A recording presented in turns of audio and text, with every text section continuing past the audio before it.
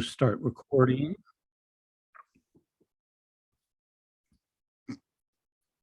And we are now live. And we'll wait for a minute or two for our attendees to kind of roll into the meeting here.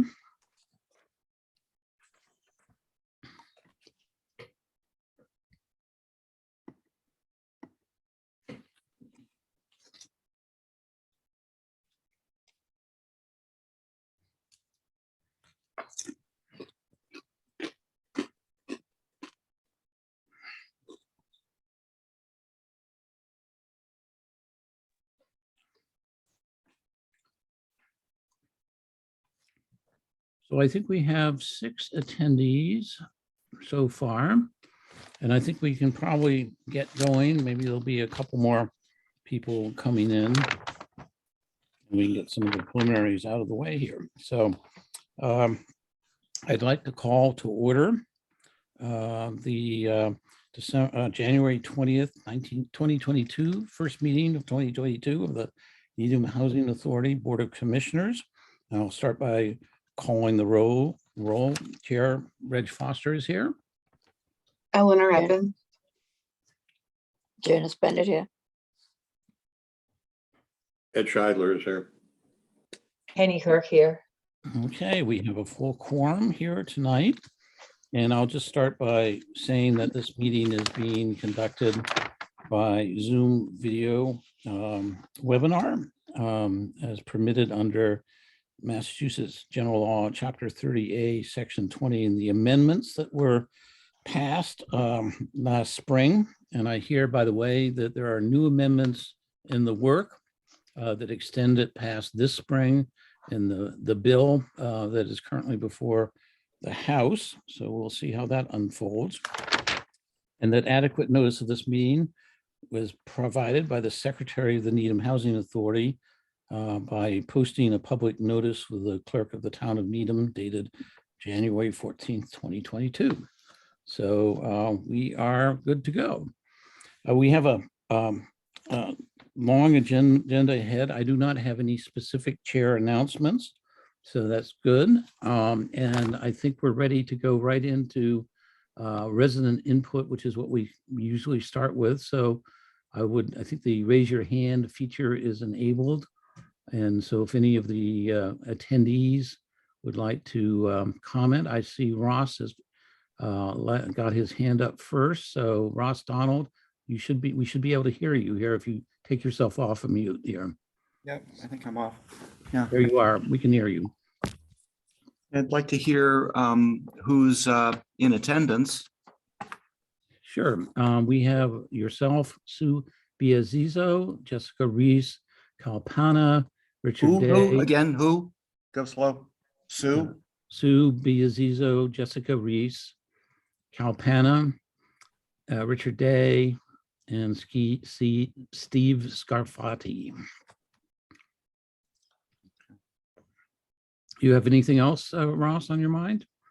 Yeah, it's hard to keep up with these meetings. There were a few meetings and I understand some residents attended them, either with the consultants. It was the afternoon of your presentation to the CPC, I believe. There were resident meetings, yes, I believe, last month. Yeah, well, I'd really like to be included in those announcements and meetings and things like that. Okay. How can I guarantee that? Do I have to listen to a 3.5-hour meeting and not blink? No, I think we reached out to the residents here, and I recollect you attending that meeting, as a matter of fact, but you're testing my memory. But definitely, yeah, you don't have to sit through 3-hour meetings. Whenever we have a resident meeting, there's a proactive outreach effort to let all the residents know about the meeting.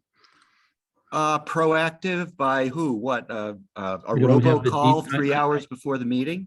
I don't have the details for you. I'm sorry, but well, I'm saying that there are no details because nobody's reaching out to me. I'm not hearing about anything. I think there's a sorry state of poor communication and even worse coordination. You know. Sorry about that. Well, yeah. But but I I'd like know to a see bunch of something done other about it. residents did attend, so something must be working right. No, it's not Maybe- working right if it's not a public notice. There was also no public notice here, as is usually posted for this meeting. As far as I know, there is public notice of this meeting being held here. Pardon me? As far as I know, there is public notice No, here. I'm telling you, there is no public notice here. Okay, so Uh, as far as you know, is what I'm telling you, I think. Okay. Angie, do you want to check Don't that mind. out, or do you Yeah, have it any was comment? posted. It was posted. It's not Blair posted went- now. It wasn't posted Okay, all right. yesterday. Okay, I understand that, Ross, but what we're telling you, it was posted. Whether it was taken down or not, we don't know that. But Blair went down there and she posted it. What day? So- Any idea? Ross, is there anything else? I've got your point here, but I just want to. Well, I don't know whether you make do sure get you the get some point time. because we brought up these issues of communication and the minutes. The minutes are, almost non-existent as to what happened at some of these meetings. I'd like to We follow have up on. the minutes on the agenda for tonight for approval, going back to the 18th of November. Actually, earlier than that, and we got behind on that because we didn't get to approving the minutes at last month's meeting. Yeah, well, over the past half year, I've made requests for transcripts and recordings and have just been denied. I did get one copy of one recording. So thank you very much for that, Angie. But for the rest of it, there's no real record of how you referred to decisions that were made in the past. And I try and look them up and they're just not there, or I don't know. Well, hopefully after tonight, all the minutes that are approved tonight will be posted. They don't get posted before we approve them, as you know. Well, And I if you know, want that's a why it's taking transcript, so if you- long. It takes 2 months, what, 2 months Excuse me to a second, see? I wasn't quite finished, Ross. And if you would like to have an access to one of the recordings, you just send me an email and I'll send you a link, okay? Is that how it's done? Why No, wasn't but it I'm told that trying to before? provide extra service for you because you're obviously kind of a little bit upset about things. and Well, I I'm just trying have to get help a you out certain with it. energy level up to, say what I have to say, because I defer to other people, So I do have to get, you can call it upset if you want. I do need to get upset then in order to get heard. Okay, anything else? Anything Otherwise, else? Yeah, not okay. now. Thank you very much. All right, great. Sue, you had your hand up next, so go ahead. I think we should be able to hear you. Thank you. I was just curious. We did have a meeting with the public safety tonight, and I got my first chance to meet Angel, which was Whoops. I think we lost Sue here. No, she's still there. Sue, somehow we lost you. again. Yeah, Can you hear me? yeah, sorry about that.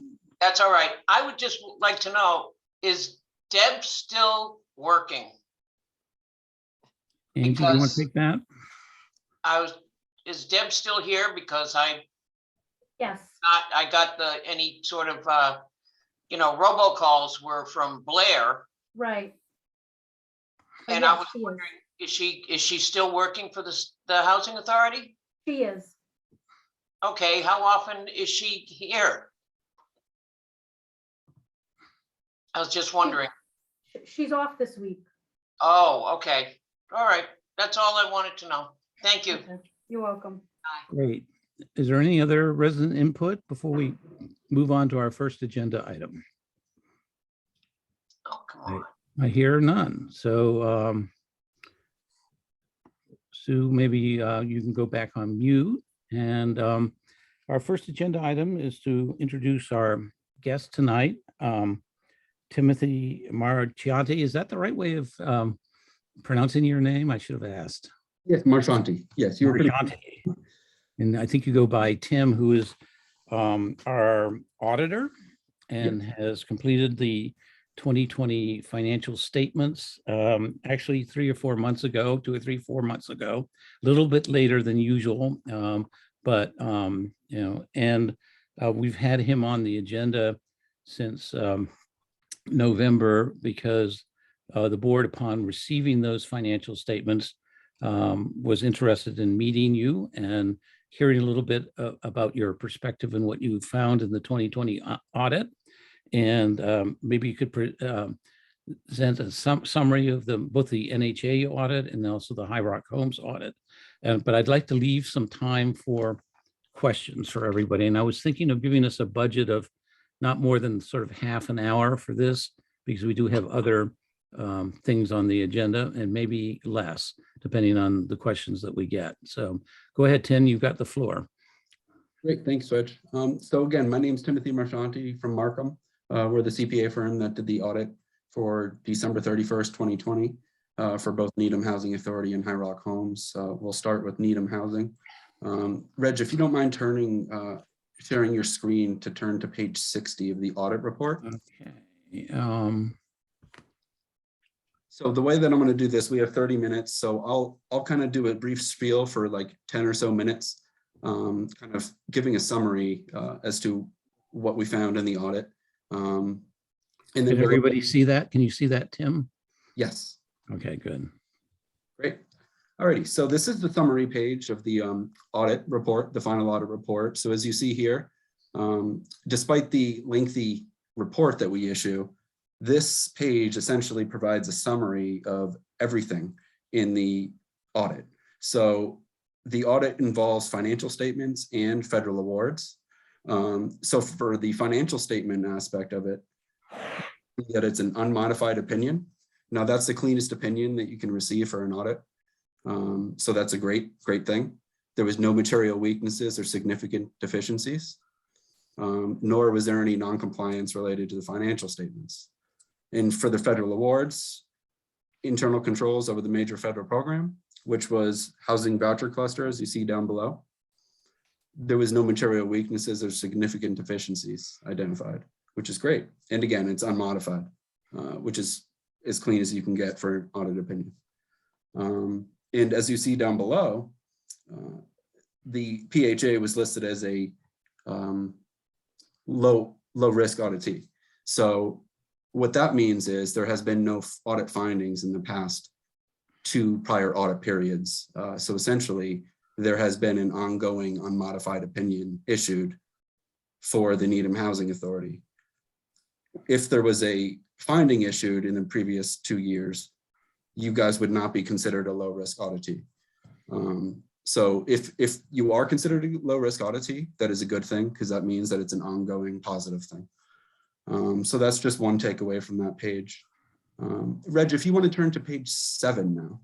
Now we're going to go to the management discussion and analysis to kind of get more into the details of the numbers. So between page 7 and 14 provides a summary of 2019 to 2020. So under the highlights, you see total revenues increased by 1.6 million. Now, the reason for that was simply primarily because of the additional funding for HAP in COVID.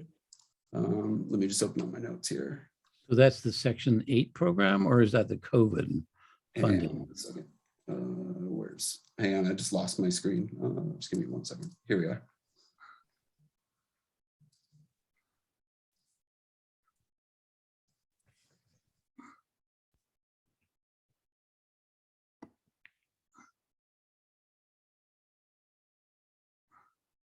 Yeah, all right. So so the revenues increased due to a subsidy through the CARES Act and the increase in the funding in the Housing Tourist Voucher Program. And non-operating revenues increased due to an increase in the capital grant activity through the state mod and federal capital fund programs. So the reason why you're seeing an increase in revenues of 1.6 million was because you had an additional, I think it was, what was the amount? Let me look at the CFA. For the CARES Act funding, for the Coronavirus Relief Fund, you had $49,000. And for the Section 8 Housing Choice Voucher CARES Act funding, that was about almost 300,000.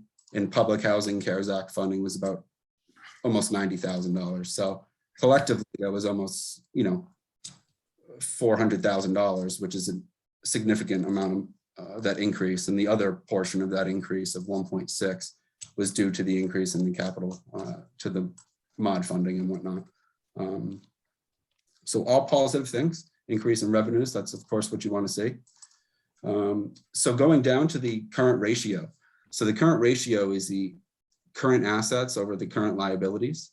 And you can see an increase of 8.05, or it increased to 9.49 from 8.05.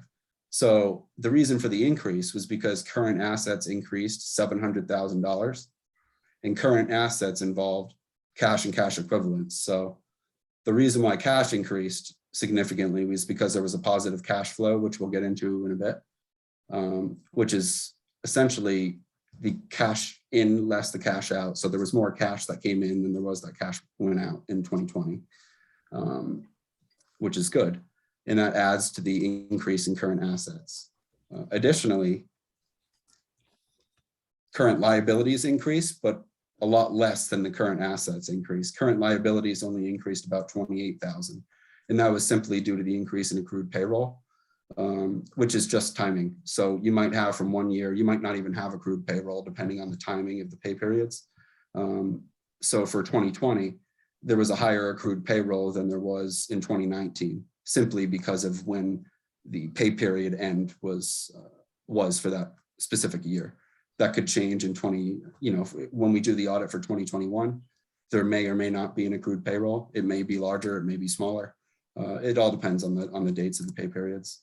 But again, positive things that you see there, the current ratio increase. Total debt decreased simply because of the payments made on long-term debt, pretty self-explanatory there. And we can go to page 9 now. The rest is just, kind of gives a brief overview of the authority. And this is just a little bit of what we just spoke about. Current assets increased about 700,000, as I just mentioned, due to the increase in cash, primarily. And capital assets, the reason why they decreased isn't because of anything wrong. It's just because of depreciation expense, which we'll discuss in a moment. So essentially there was depreciation expense was higher than the amount of additions made during the year. So let's say that you don't put anything in service during the year. So if you have construction in progress, that means that something's ongoing and being constructed. Once you put that building in service or those items in service, it gets depreciated over the course of its useful life. So when that happens and it starts, we accumulate that into all the depreciation. Actually, the fee accountant does that, Rick Shaw. And we look at those schedules and audit those schedules. But essentially the depreciation expense, because of all the assets that are in service, was much higher than the amount that was transferred from construction in progress into service. So that could change down the road depending on the amount of construction in progress that happens. So that's nothing to be concerned about is my point with that. So restricted net assets of 224,000 there down below. The reason why that in 2020 is present rather than in 2019 is simply because of HAP. So in 2020, there was HAP funding that was received for April of 2021 prior to year end. So it was received in March before the year end. So in order for that to be reported, we had to report that as restricted. So that's why you see the restricted cash of $224,000. That's simply just HAP funding that was used in April. Nothing to be concerned about or to really note with that. And you can move to page 11 now. And now we'll go over the increases and decreases of the expenses. So on page 11, for non-operating revenues, that was just an increase in state mod and capital funding. So DHCD state mod activity, I think that increased about, off the top of my head, I think almost 500,000. I think capital fund, maybe 200,000, collectively almost 700. But again, that's all positive things. That's just showing growth, and anytime there's a positive, an increase in revenue, all good signs, of course. So the expenses also increased. Now you're going to notice year after year, there's going to be a significant fluctuation in administrative expense specifically. So you see administration of $132,000 increase. Now, the reason for that is because that number gets really affected, that 891,000. What hits that number is the amounts that get reported from the pensions reports and the GASB 75 reports, which is the OPEB. So every year when we do our audit, we have to adjust Rick Shaw's financial statements that he submits to HUD, which is based off of the Housing Authority's day-to-day operations. But the number that he submits to HUD changes sometimes based on those reports that get issued after he submits his numbers. So when we do our audit, those reports have been released by that time. So we essentially we adjust that number to agree to those reports, because that's what just generally accepted accounting principles requires. And it's required of, auditing standards. So from GASB 68 and 75. So that number very well could change. It could go up or down based on those reports. So don't be surprised going forward if you see that number, significantly jump or decrease down the road. So that's pretty much what caused that $132,000 increase. Hey, How's Tim, can I jump in just a second? Say, just remind you of our time budget here. Because there's a lot of really interesting stuff you're saying, but also I want to make sure we have time for Q&A here. Yep, I just have one last thing, and then right after this, I'm actually done on this page. If you want to turn to 18, and then after 18, I'm all set. And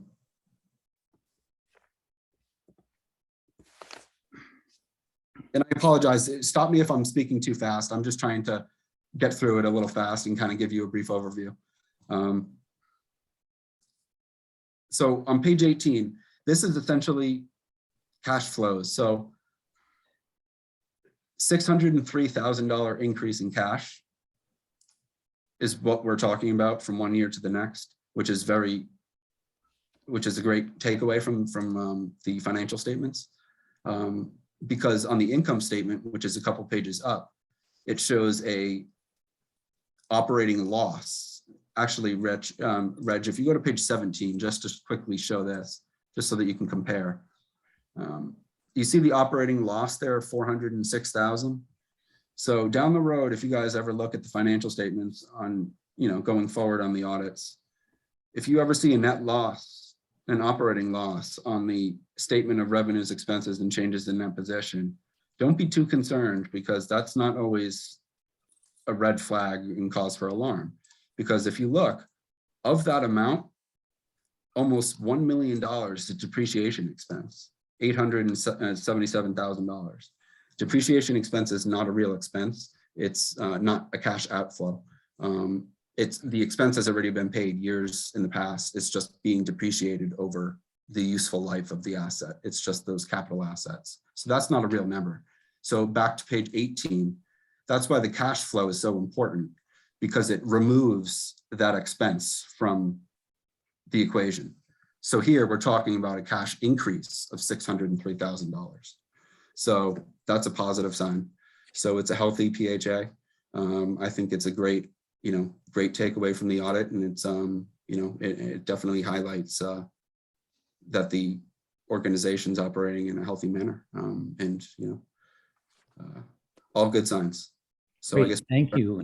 I'm going to give you the challenge here, and you have 2 sentences to summarize how High Rock Homes LLC is doing in 2020, and then we'll go to Q&A. Maybe you're on mute now. So, all right. So if you go, what page is it? We can actually do it all in the same financial statements. If you go to page 41, we can talk about High Rock Homes. 2 sentences. I won't count that one, okay? Sorry. Well, we're just trying to get to there. Exactly. I'm not counting it there. There we go. All right. 42, I'm sorry, that'll show the change in cash. So increase in cash, good thing. Change in net position is slight, 115,000, but it's less than the prior year, the operating loss. So You know, it's all nothing to be concerned about. I have the analytics pulled up too, which is looking at 1 year to the next. And there was actually an increase in revenue of $21,000. So good signs. You know, not really much to talk about there. No pension, no OPEB. So I guess we can just go right to the Q&A. And if there's any questions on High Rock, feel free to fire them at me. Okay, so we're back live here, and let's go ahead and open it up for any questions from commissioners. Eleanor, would you like to go first?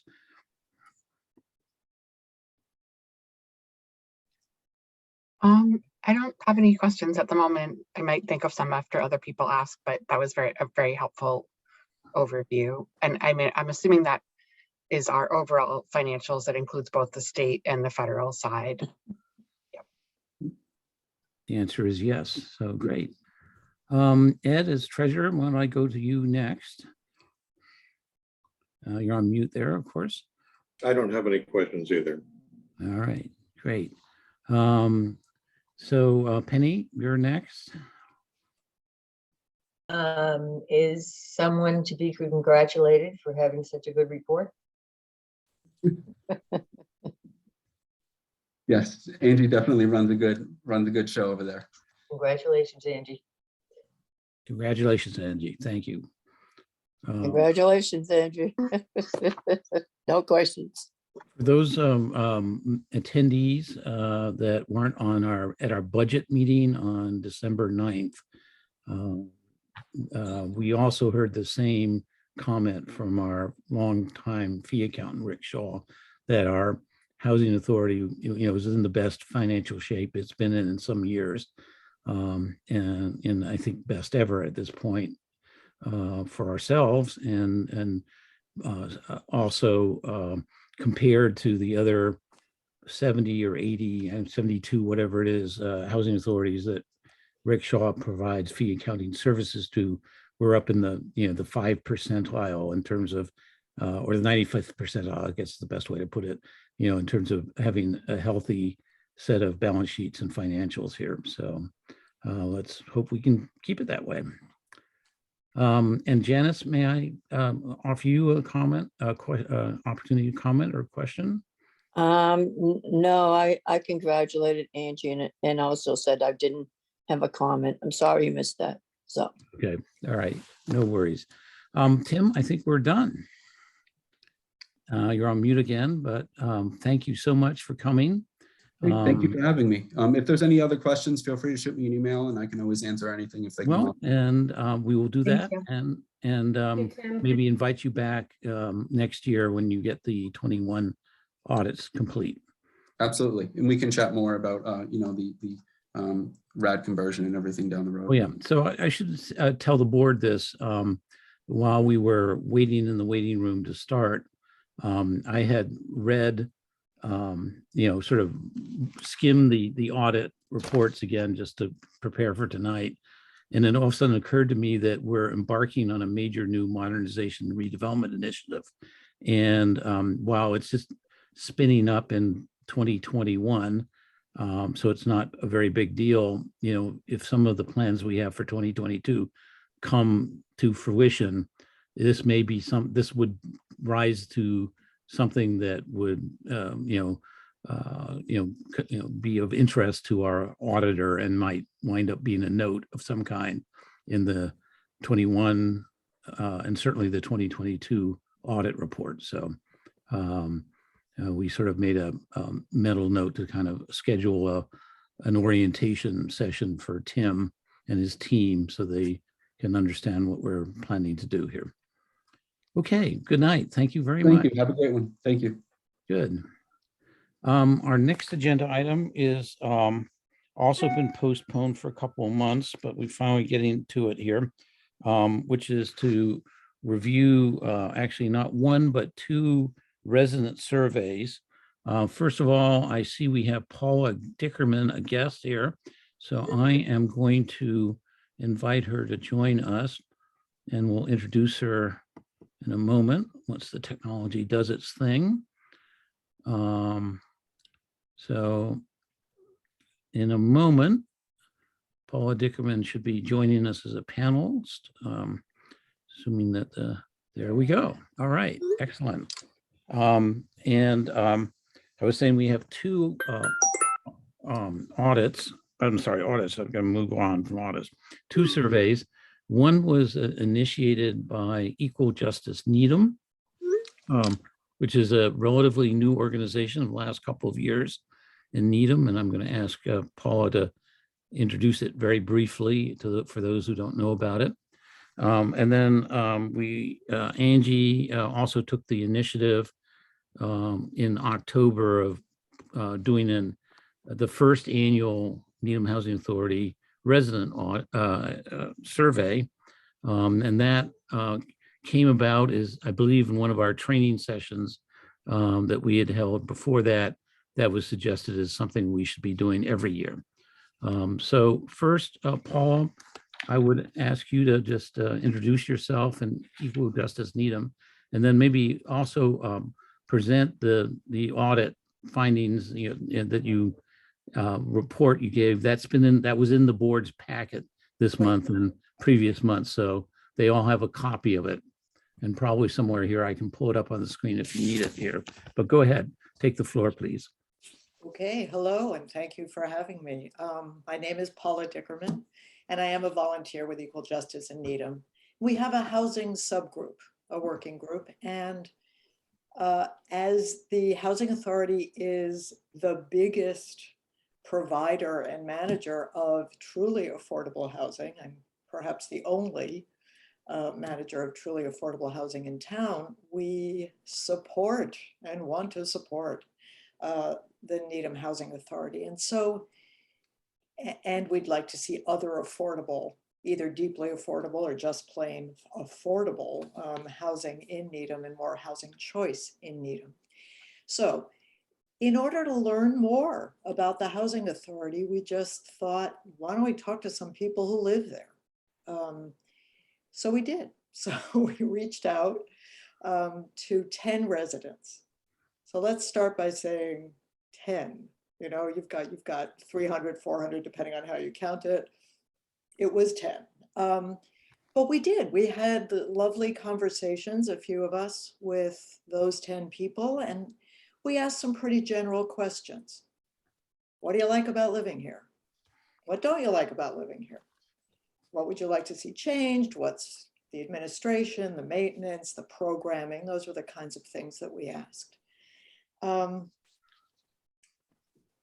And then we wrote up a report. And as we said in the cover letter to you all, we didn't know where we were going to go with this, but it turned out that we thought that it would be useful to share, even though it was only 10 people, because there did seem to be some themes.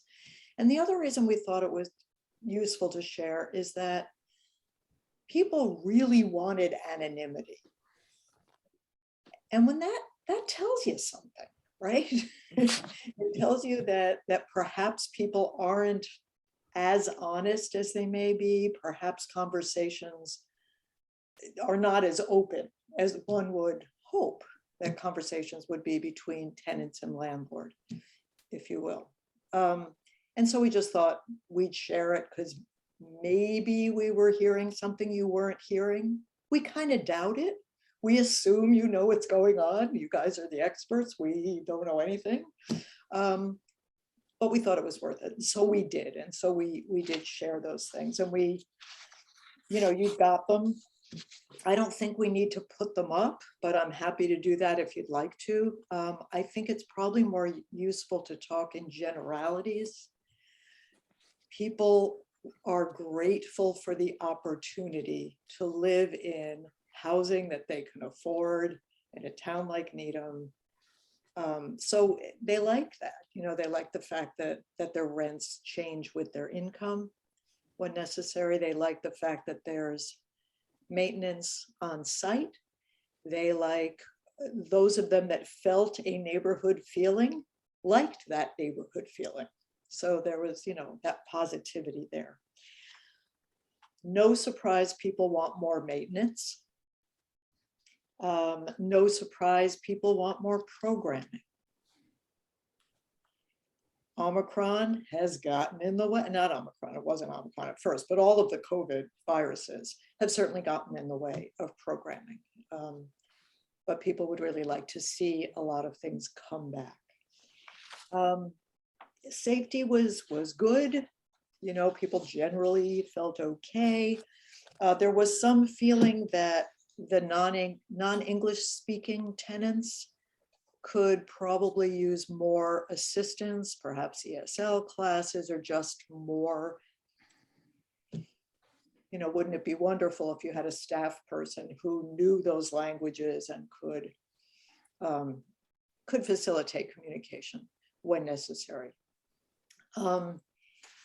There was some bullying reported, which I'm sure you have heard. Yeah, and a lot of admiration for some of the partners that the administration has developed with organizations in Needham. I mean, people love the senior center, the Needham Community Center, and the Springwell. You know, those organizations that provide services to the residents. Well, I have a- thank you. Yeah. That pretty much summarizes. Well, Is it? almost. I want to say one more thing, Reg. Yeah, go ahead, please. Yeah, because I think the biggest message, and Angie reached out to me and Rachel Green, who may be on this call as well, for us to meet after we sent this report to you all. And I thought we had a great conversation, which I thought I had sent you an email about, Angie, and I cannot find it for the life of me after we talked, but maybe I didn't. But what we talked about was communication and communication skills, and specifically that it didn't sound like Angie's experience and caring about the residents was being heard and felt by the residents. That's a communication mismatch. And so we talked about having more meetings, more frequent meetings, smaller meetings. We talked about having meetings where Angie or whoever came from the administration could say, here's what we're doing. Here's what we're working on. Here's what we can't do and why. And I care. And then you shut up and listen, right? So we talked about communication skills, and that seems to be a big issue. And also some of the other issues are financial, right? I mean, maintenance is not a caring problem. Maintenance is a financial problem or a funding problem. The same with programming. You only have a part-time person. So that is what I wanted to say, Reg. I thought that it was important to get across what we felt was the most important message from it. Thank you. I'd like to open it up to comments or questions from the commissioner, and then we'll have Angie present the Needham Housing Authority survey that we did in October. Are any of the commissioners wanted a comment on this?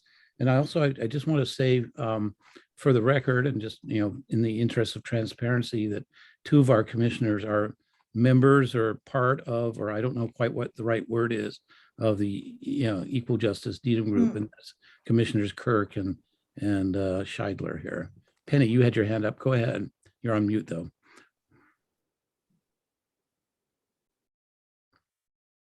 Still on mute. Not working. You're on mute, Penny. I can send you like an invitation to unmute yourself, and it'll give you, should pop up a little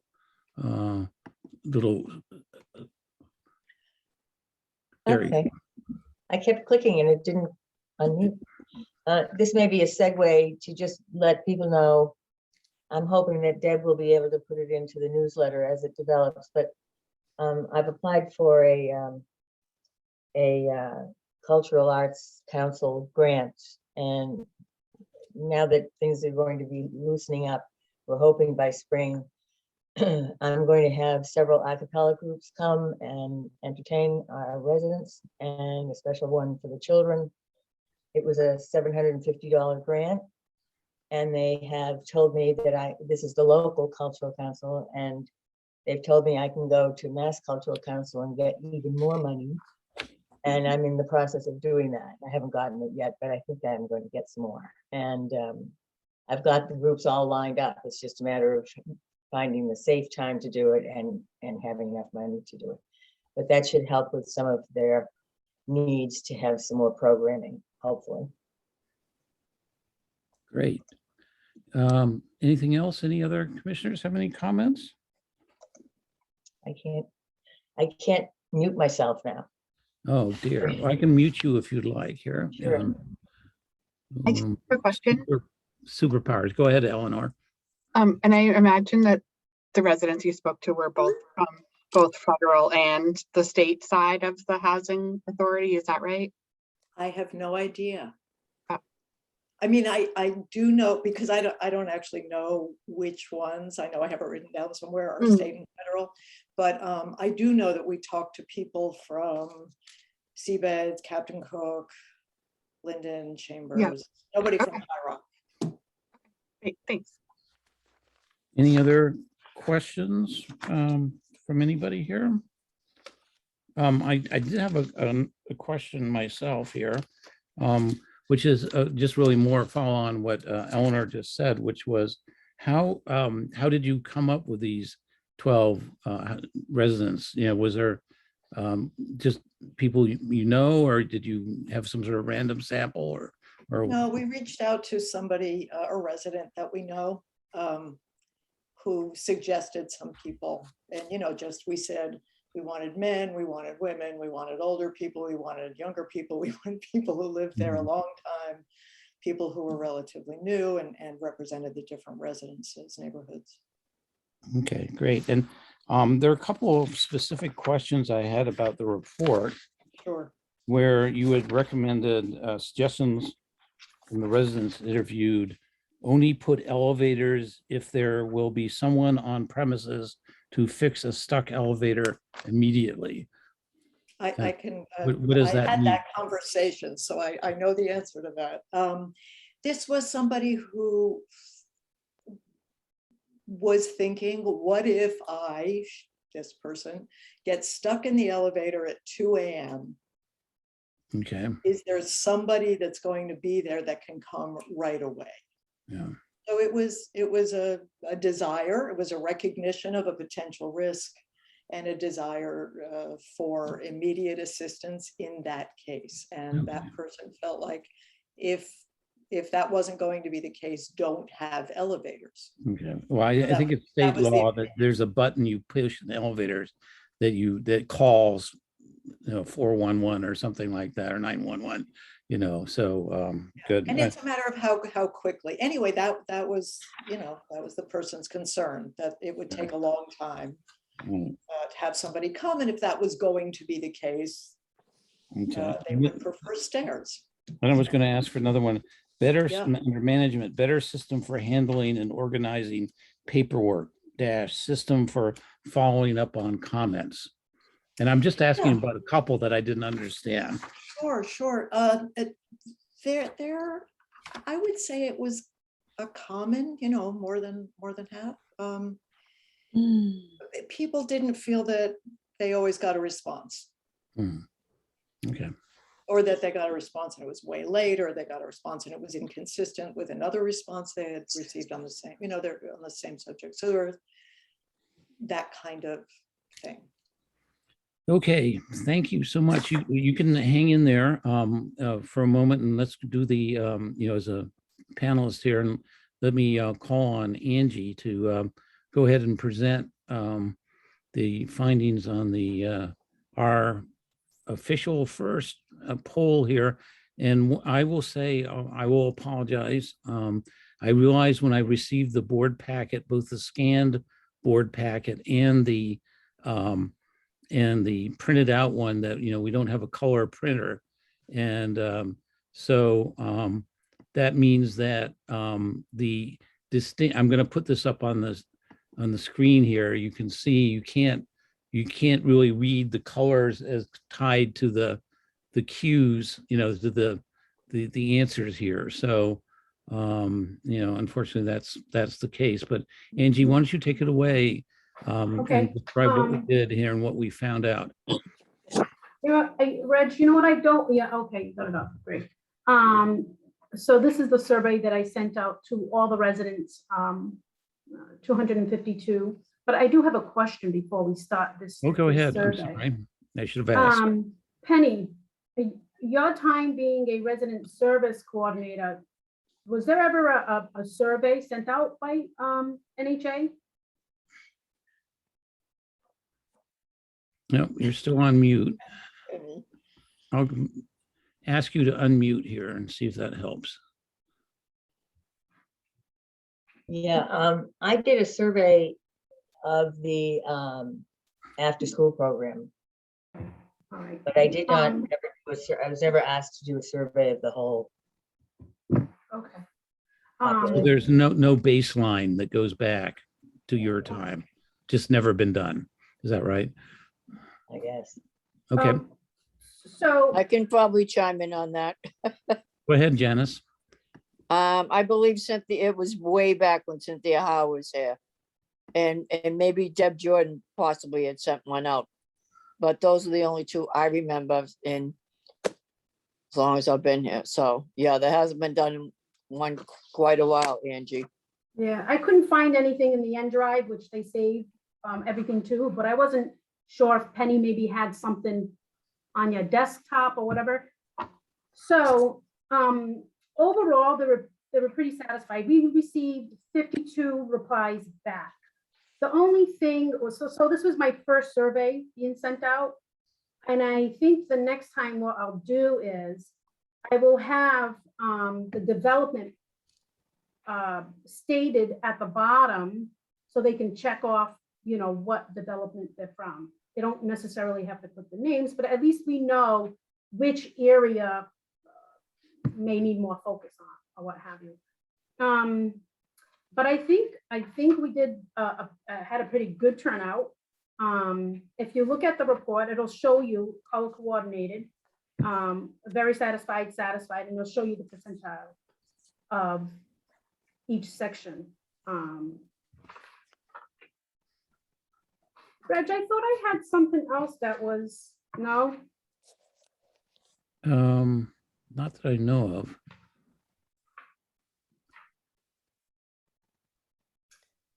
What are you looking for? I thought I had something else. That I had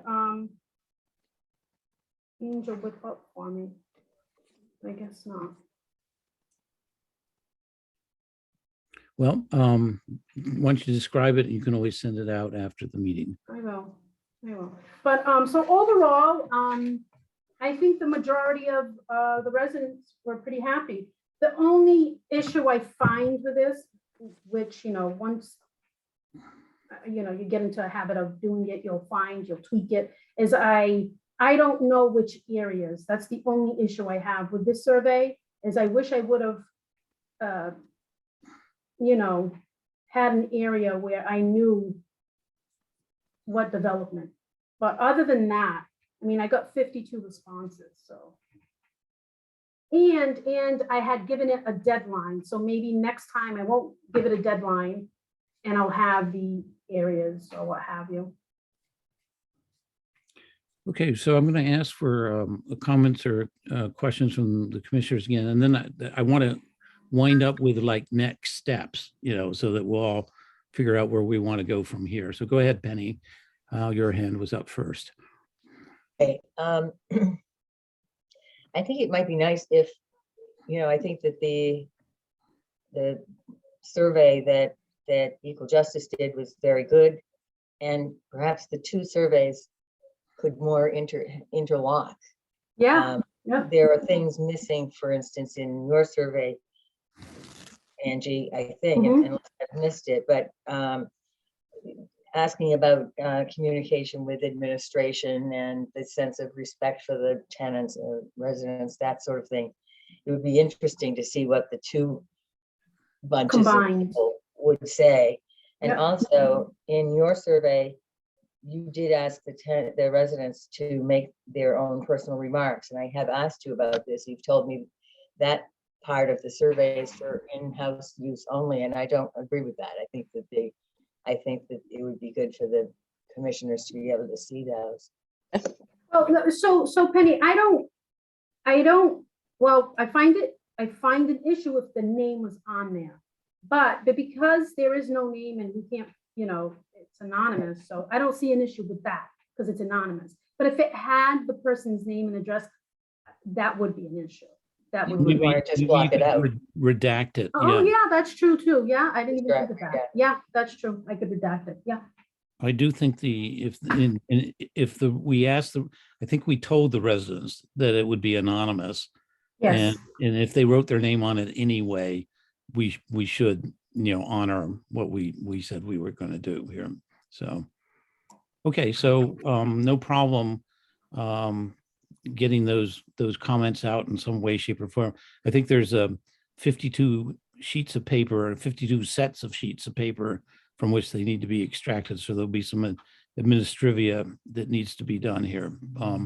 But Well, good if those discussion. remarks are only a short paragraph, you could have 3 or 4 on each page. You wouldn't have to give us all 52 pages. Or maybe just photocopy them, Oh, I can scan them. I could just Scan 'em. have staff redact any information and then scan it and then send it out that way. Okay. That would be the easiest. Any other comments? Go ahead, Janice. Am I unmuted? Yes, you are.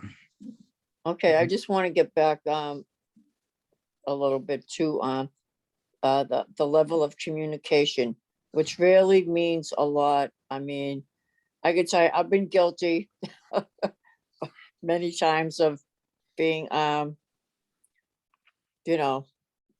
understanding enough of certain things. And I just want to say a little kindness goes a long, long way, and it doesn't cost anything. Thank I you. agree. Great, thank you. Eleanor, anything?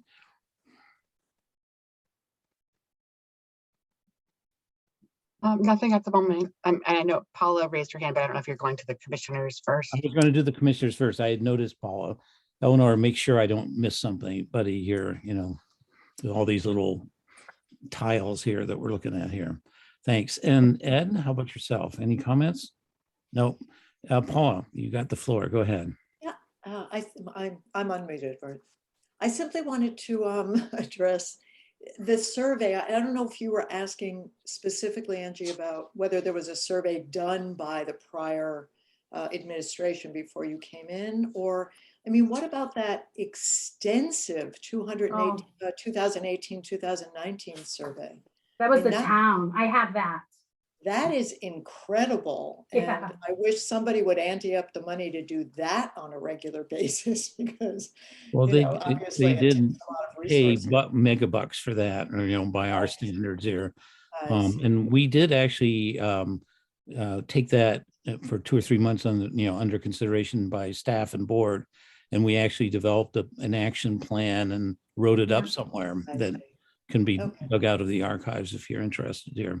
So that is another answer to Angie's question about, is there any baseline in the past that she posed to Penny, while the public health department's survey was yet again a different set of questions, but it does provide us a little bit of maybe not exactly apples to apples comparison.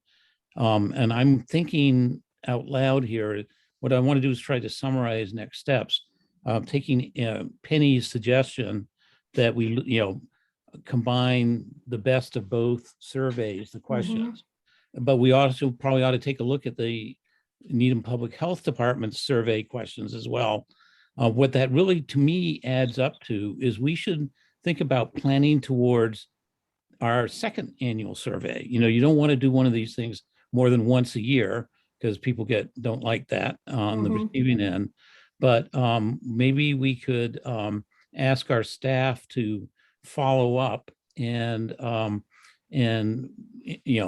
not tomorrow, not necessarily the February meeting, but sometime as we're getting closer to the summer period or in the summer, propose, here's the new survey document with the new improved questions and so forth. And then again, schedule for it to go out in the first week of October, so we kind of can do comparison. We can add questions like Angie suggested, where put, don't, still anonymous, but you put what complex you live in, so that we can actually see if there are different answers from different sets of buildings here.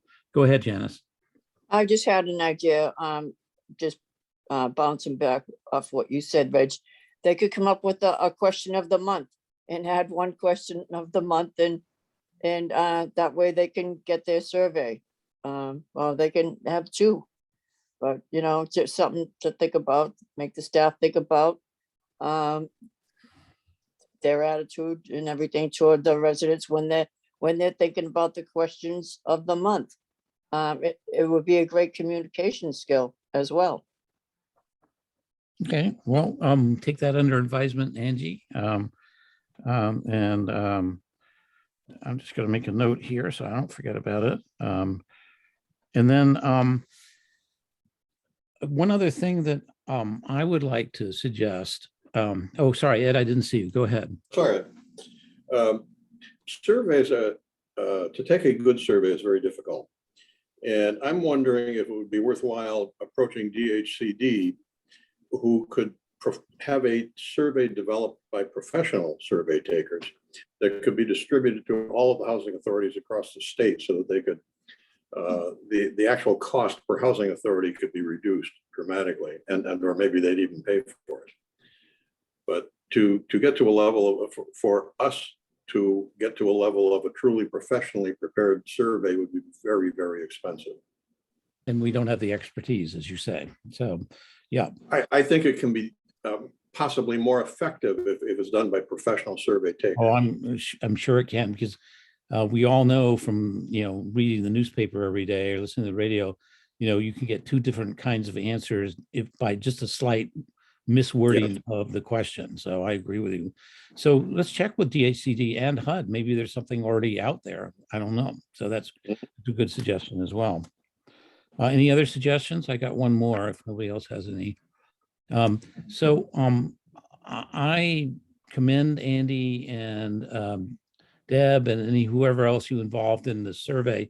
The one thing I would wish for, and I'm going to just throw this back up on the screen, is I'm a kind of a data guy, my background. So the graphs are good, but I would, and I actually did this for myself. So Angie, I'll send it to you tomorrow, but I'd like to know, in this first one, how satisfied are you with the following? And it says your unit or apartment here. And, I would kind of like to know how many people are in the very satisfied and satisfied category, what percentage is in there. And so I actually did this with my, for a few minutes with my calculator. So 45 out of the 52 said that they were either satisfied or very satisfied. And if you do the math on that, that's about, 4/5, 80%, and if you go to 42 over, if you go to the next one in your building in general, and you do 42 divided by 52, again, that's 80%. But when we get to your property's maintenance, which really echoes the point that I think it was in Paula's survey, you add that all up. And by the way, you can figure out what the numbers are here by where they are on the graph. But you had 38 over 51. They're at not 50. So that was 75%. So a little bit lower, And this one was again about 4/5, and this one here was about 90% here. And so for each one of these areas, I think it would be good to sort of see that. Now, actually, when you get down here to this area, it's the other way around. How housing property appearance, common areas, you go from very satisfied to very dissatisfied here. You have to sort of look at it the other way around. And same thing on tenants, how many times are there tenants that misbehave? Always, most of the time, sometimes never. Anyway, That's my suggestion from me, Angie, to do that. So I can send you my chicken scratching tomorrow here. And I think that would be useful for my Great. preview, Thank you. right? So thank you very much to Paula for attending. I'm going to invite you to go back to attendee status. So you, of course, are welcome to stay for the rest of the meeting if you would like. Let me see. Where are you here? Penny's got her hand up, Reg. Oh, go ahead, Penny. Yep. Oh, and I have to turn you on, don't I? Oh, that didn't come out right. I have to unmute you, don't I? Subi Azizo has just texted me that HUD has historically done annual surveys. Who texted you? Subi Azizo just texted me and Okay. told me that HUD has historically done annual surveys. Okay, so that's another place we can look into here. All right. And I wonder, does HUD share that information with the management, or does HUD just use that for its own purposes? And can we get copies Yeah. or get information I'll from? find out. I'll Okay. find out. They send them out about once every 10 years. Oh, Yeah, I know that. So, Well, you know, don't look for one anytime soon. I think the last time they did one was about 8 years ago. But we might be due. If anyone wants to research that, go, you're welcome. okay, we're on agenda item number C, letter C, status update in various areas here. The first one is unfortunately, the COVID pandemic. You know, literally between the time we last met, if you think about it, on the 16th, and today, we have another even bigger infection spike than there was before. So I'm going to ask Angie to kind of give us an update on what's going on and, you know, and how we're handling it here. Go ahead. So, few of the authorities are mandating masks. And I think it's a good idea that we mandate masks for any common areas, which I believe staff sent out the letter stating that masks need to be worn now in any common areas. That's one. Two, I believe they sent out a notice this week to the elderly families. We're having booster shots available for anyone who's interested. So we're waiting to see who sends those back with the interest of getting the booster shot. And I just, you know, I didn't think we needed to shut down the community areas, only because the majority of our residents have been vaccinated. They're pretty good with, you know, wearing their masks. I don't think we're gonna have an issue with residents not wearing their masks in community areas. If I see and residents complain that that's not being done, then I will have to shut down the community rooms. But as of now, I'm not. That's it. Any questions or comments from the commissioners? Then we'll move on. I just have one thing to say. I like the decision you're making about that, Angie. I just want to say at Christmas time, we had a gathering of 8 to 10 people and we all went down like dominoes. Oh, with the wow. COVID. Yeah. I'm so sorry. Oh, And wow. my dad is asymptomatic, but he's hospitalized now for the COVID Oh, pneumonia. wow. But being triple vaxxed, it saved my life. So people should get vaccinated, definitely. Yeah, But I agree. you know, wow. Yeah. So well, let me ask you all this. Do you think I should close down community rooms? I like I just said, we've peaked on it. And people are starting to open things up now. So we may have missed our calling. And so far, so good. So, you know, but you know, let's go with let's wait and see. Go ahead, Penny. Could you require that anyone who uses the community room has to be vaccinated and boosted? Okay. I have a picture of my vaccination thing right on my camera. Anybody could show, Yep. Does that's- anybody have the opinions on that? Go ahead, Eleanor. Oh, I was gonna say something else, but Okay. Well, Well, think, I have an opinion about opening up our community room, which we haven't had opened. I think that should be opened and we'll take that up in another topic later on, I guess. we have But agenda item down the road on. in this yeah, so we'll night, go so- there then. But Okay. on this particular topic, anybody else, I would say, I agree with Janice. I have been tracking this thing very carefully. And if you look at the last few days, and particularly all the way back to the beginning of last week, we are now headed down. It's a spike. It's not a peak, it's straight up and straight down. I've been tracking the discussion, and, one way of looking at this is, what we did a year ago, there were no vaccines, there were no therapeutics, et cetera, and nobody knew what they were dealing with. Today, there's been a lot of information out there, and everybody that lives in our, in our units, they're all adults, they can, whether they're vaxxed or not vaxxed, they're making their own decisions. Whether they go out with a mask or not a mask, that's fine. They can go into the grocery store without a mask, or not vaccinated.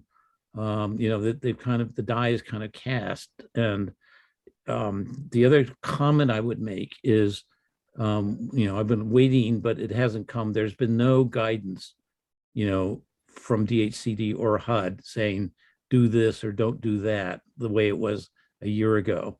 Mhm. If I think maybe we just, from my point of view, just leave well enough alone. And the people who want to be super cautious, I'm one of those people. I'm triple vaxxed as well, but I'm not doing we canceled our, Christmas parties and all our other gatherings. We did not go, we don't go out to restaurants and so forth, just for, a short period of time. It was a big pain, no question about it. We're all really tired of it. But, that's kind of that's where my risk profile is and my caution is. And maybe we should just let it be. Oh, yeah, because some of the residents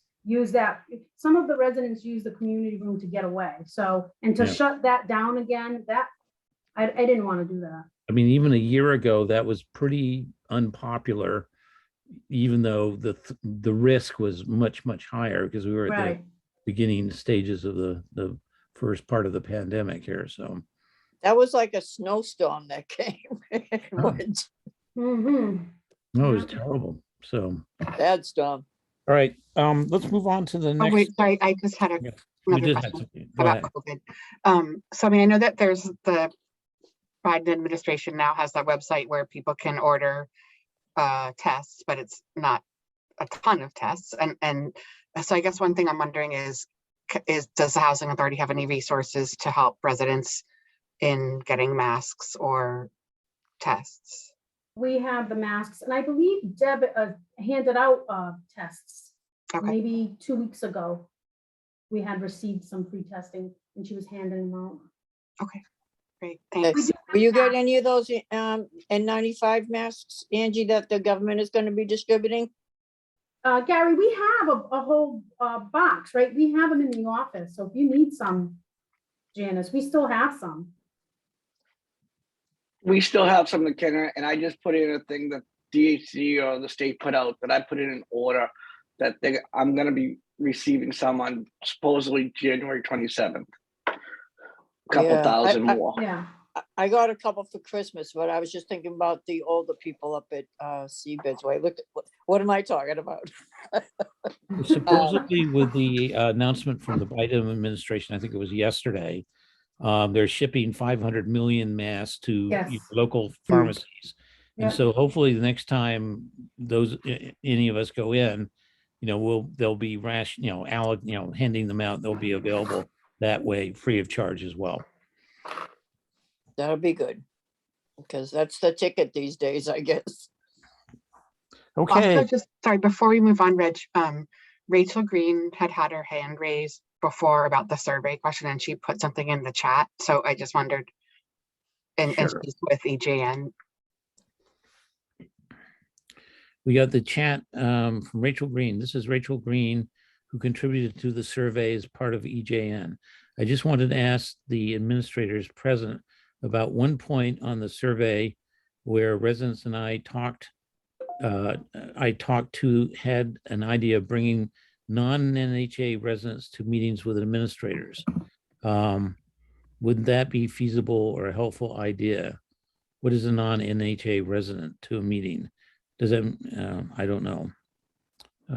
Maybe you can just follow up with Angie directly on that tomorrow, okay, since we've kind of moved on to the next agenda item.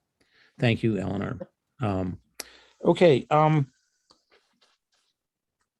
Okay, number 2, C2, freeze on transfers unless an emergency case. Go ahead, Angie. You're on mute. I was trying to find, I had it written down somewhere. We had over 17 transfers.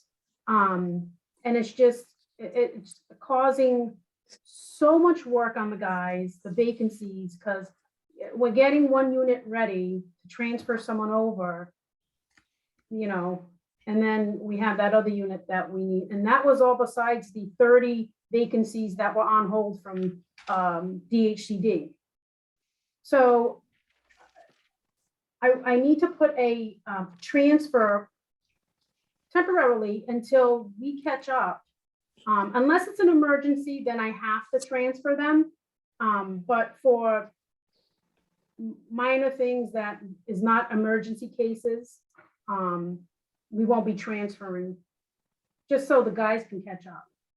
Because we're finally down, I think, to 9 vacancies finally. Okay.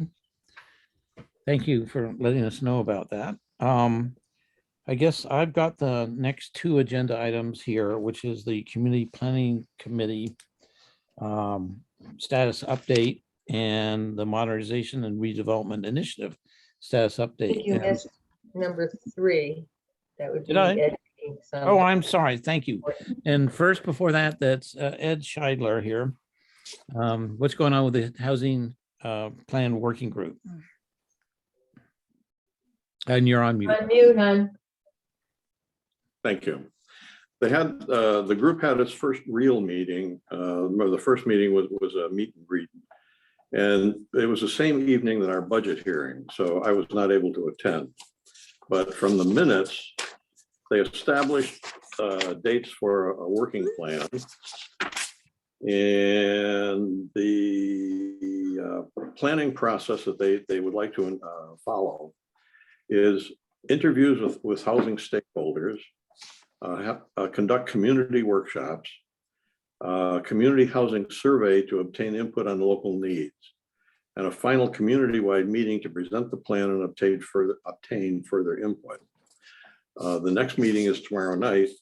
So at our next meeting, I'll have a little more information for you. Great. I also got an email, Ed, that apparently there's a housing plan working group, public education and listening session scheduled on January 27th, 2022 at 7 p.m. via Zoom. For anybody who's interested in attending that, particularly maybe some of our attendees or residents.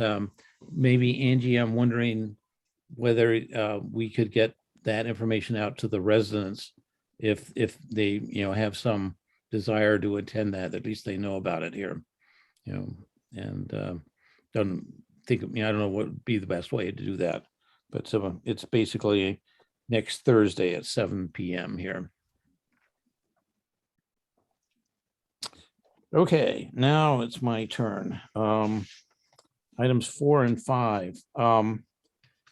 So this update is, for the board and also for, again, the attendees, so they can keep up with what's going on. Following our November 18th board meeting, in which we approved 4 applications for CPA funding. Those did go, in fact, go in early December, and passed muster in terms of being eligible for CPA funding. And then towards the end of December, the entire committee generated 4 questionnaires, one for each of the applications, and selected us to go first of the 12 applications overall they received for funding this cycle here. We were going to select us to go first on January 12th, which we did. And I did send a copy of the presentation I used around to the board, so you can see what we said. They covered, the entire meeting was completely devoted to our 4 proposals. We also had Cambridge Housing Authority attending with us. So Margaret Moran and Natalie Jansen here. And I'm not sure I saw any of the commissioners here attending then, but maybe you did. But in my opinion, I think it was a very good discussion, and it was we wound up with sort of strong support being expressed sort of initially by the rest of the Community Preservation Committee. Also, I'd had a meeting beforehand with not 1, not 2, but 3 liaisons that I think Penny's described. And in past years, they assign to each applicant, another member of the committee to kind of be your liaison, your supporter, your advocate, help get your act together, and so forth and so on. So I had met with them the week before the 12th, and they were very helpful in kind of helping organize the kind of things that the CPC would want to see in that first meeting. The 3 liaisons are, one of them is Chris Gerstle, and some of you might remember he was on our selection committee for the Cambridge Housing Authority last summer. He's a neighbor. He lives in Maple Street, which is just behind the Linden Street development here.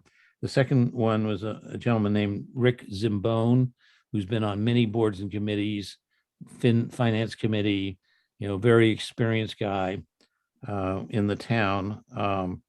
And the third person was a lady named Jean McKnight, who I think some of us know is also extremely active in town, both in the League of Women Voters. She's right now vice chair of the planning board, was chair, I think, the last cycle.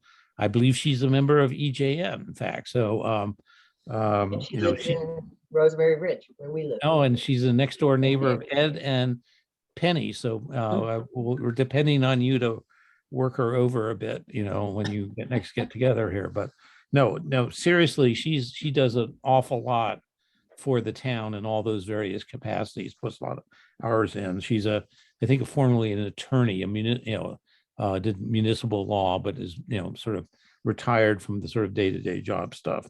So those are great liaisons for us. The follow-up, there was not too much follow-up. We were pretty much done with that presentation with what happens in January and February. The sort of biggest thing, 2 things that came up is, one, they'd like to see some sort of a timeline for the projects. And, it's probably something that we would want to see as well. So what does it mean by that? Not a detailed project plan, but a very high level top-down Gantt chart saying, okay, this thing you're doing with, seabeds and Cook, what is the time frame that this is going to be done in 22, 23, 24 and beyond? Likewise, for the second, sort of project of this repositioning, it's the High Rock Homes redevelopment with the new duplexes replacing the old bungalows. That would be a different timeline because it's a more complicated project that needs more money. And the third timeline they asked for is the Linden Chambers.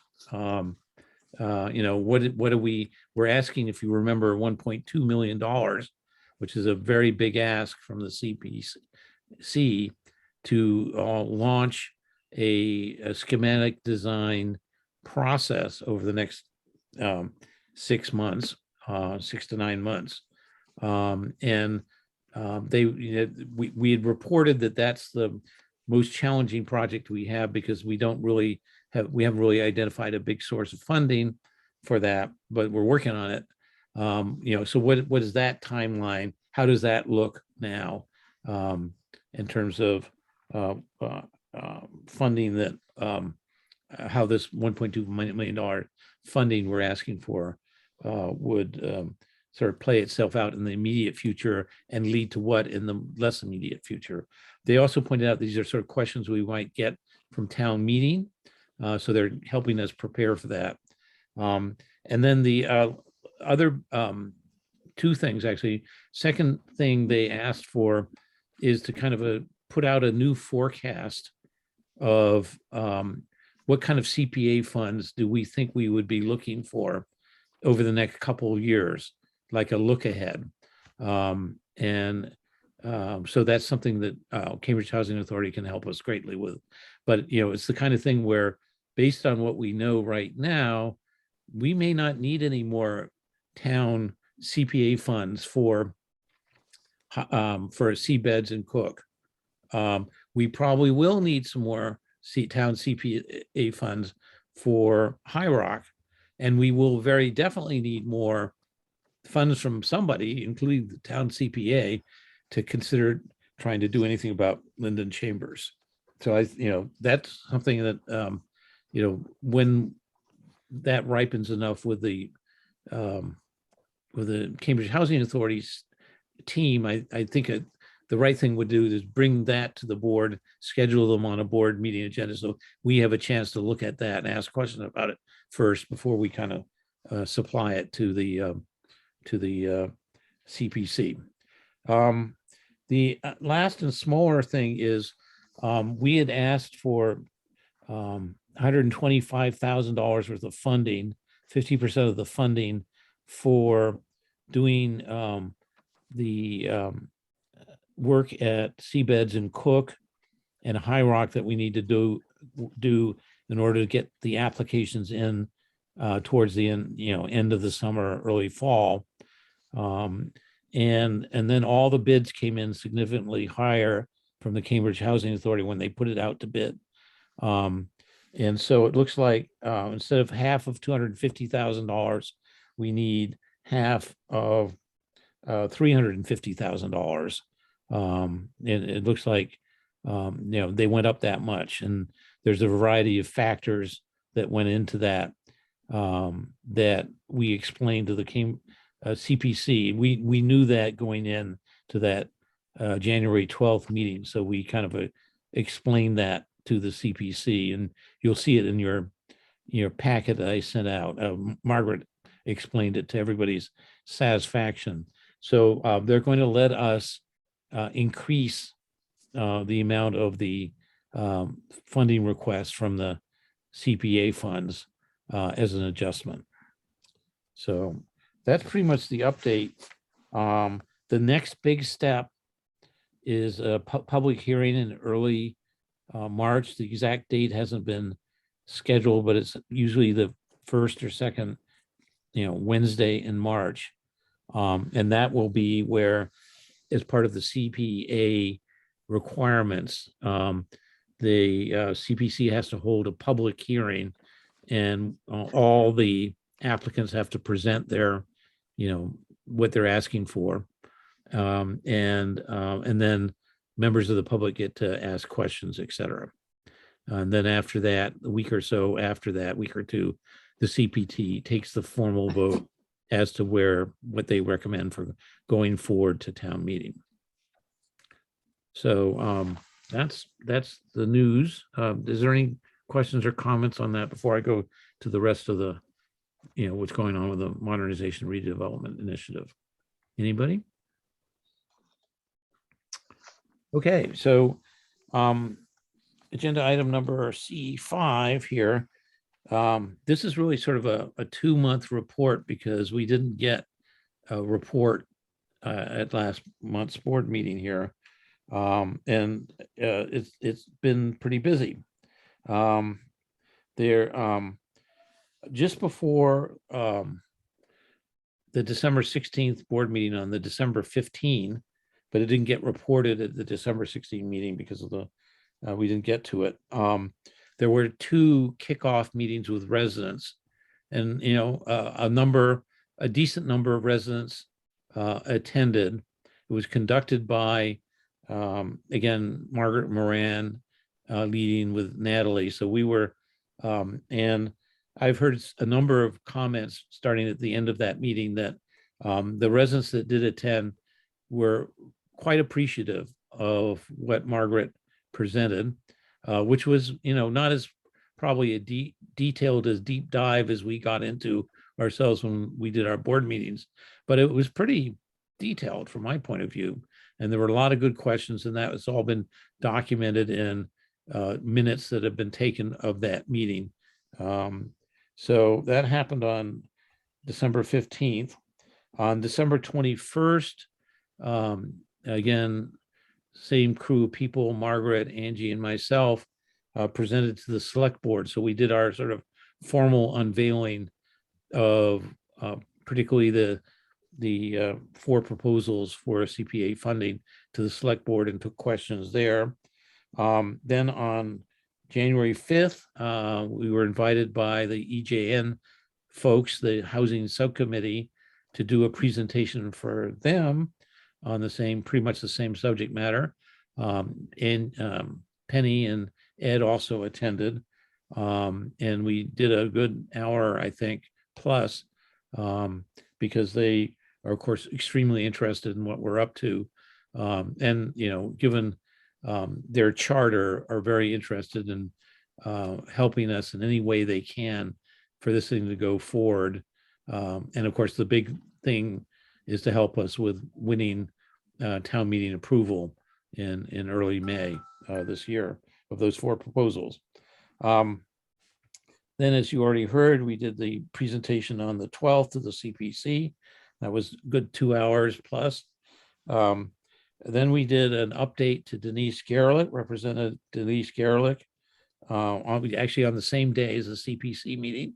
Again, that was with Margaret Moran and Angie, not only to update what we were up to here, but also to thank her for her work to get us the $1.25 million of ARPA funding for capital improvements to state public housing, and also harder to take advantage of, but there's $1.5 million that in January 2020 that January 2021 in the what is known as the Partnership for Growth bill that is also available. So 2.75 million, you know, as potential contributions to the modernization and redevelopment of Linden Chambers.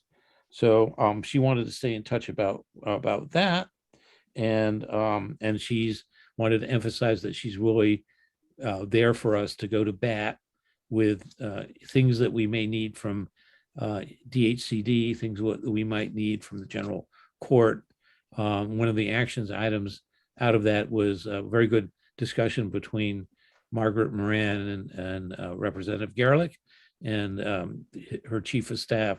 And there's going to be some specific recommendations, you know, where she can help us that will be given to her when Cambridge Housing has a chance to pull that together. Beg your pardon? Okay. Ben? I'm still in the middle of doing. Sorry, somebody needs to be on mute there, I think. I think it's Penny that needs to be, I'm going to mute Penny because her muting isn't working here. And then if that wasn't enough, we had we have a new select board member, as I think everybody knows from the special election, Kevin Keene. And so Angie and I reached out to Kevin Keene and said, hey, here we are. whenever you're ready for Needham Housing Authority 101, be happy to kind of give you an orientation and get you up to speed. We did this last spring for Latchme and Marcus when they joined the select board. And lo and behold, they got back to us, and we have a meeting with Kevin Keene on February 1st, 2022. And he expressed interest. He wants to do the meeting at the Needham Housing Authority offices, so he can kind of take a look around seabeds and cook while he's there. So not done yet. So Cambridge Housing Authority, their report is in the did not make it into the board packet, but it was sent out in a supplemental packet to you. So it has a lot of detail there. I would just want to highlight some of the bigger things. So they're cranking away with for the seabeds and for Cook and for High Rock, the existing property conditions report analysis. These are, essential to be done. There's no way you can submit an application for the repositioning funding that we all reviewed last November. And those reports we're expecting somewhere in the mid-spring area. And following those reports, they will redo the repositioning analysis, financial analysis memorandum. And at that point, we will be making some decisions on which one of the 4 different funding approaches that we can mix and match in order to go forward with that. There will be more resident hearings, not hearings, but resident meetings as well. Also, they're moving forward with the Seabeds Cook land survey. That's the 10 acres, 10.5 acres in that area. The last land survey we have is dated 1980. It's not usable, so it'll be updated. We already have land surveys done for High Rock and for Seabeds and and Linden Chambers that were done in 2012, 2013 that are still usable. They are still working on and finalizing the RFP for the Linden Chambers schematic design effort, which will basically, we describe in great detail to the CPC, but basically takes our back of the envelope, very, very high level, back of the napkin concepts for redeveloping seabeds and Linden and Chambers, and turns it into something concrete where all the utilities, all of the topography, the wetlands, the design, the phasing, et cetera, is all thought through. Again, will involve more input from us and more input from the residents, but will be done by one of the architect engineering firms that is in the stable of companies that support Cambridge Housing Authority, and a RFP will go out, a request for services will go out to them, and they will get bids, and in due course, they will recommend a winning bidder here, from some firm that they've used before in the past. And the last thing that's in the works is an appraisal for East Militia Heights Drive. That's the 12 units on 3.5 acres of land up in the North Hill area across the street from the Charles River Center. And that's an essential input that is needed next month for the CPC, so that we actually have some real analysis that tells us how much that piece of land might be worth. Since the way it works, just to refresh everybody's memory, is that if we want to go forward and acquire that land, we have to pretty much make a fair market value bid to the federal government to get the land. We tried to get around that in several different ways, but haven't been able to do that. And if I was going to say, out of the CPC comments and questions on Wednesday the 12th, of the 4 proposals, that was probably the iffiest. That's one where there's a real difference of opinion that was being expressed by CPC members.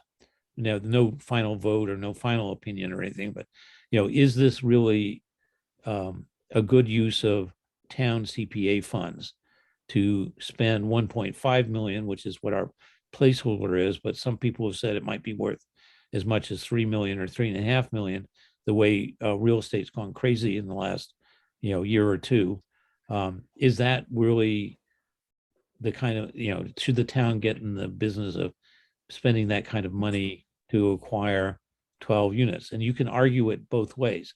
You can argue it, yes, 12 units for, $3 million, is $400,000 a unit.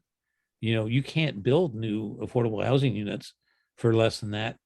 3-bedroom, family units, you can't build it today for that kind of cost. So yes, that is a good idea to do if we want to have more affordable housing, very low income affordable housing units. And then you can argue it the other way that no, that's maybe not such a good idea. Is that a slippery downhill slope? Should the town sort of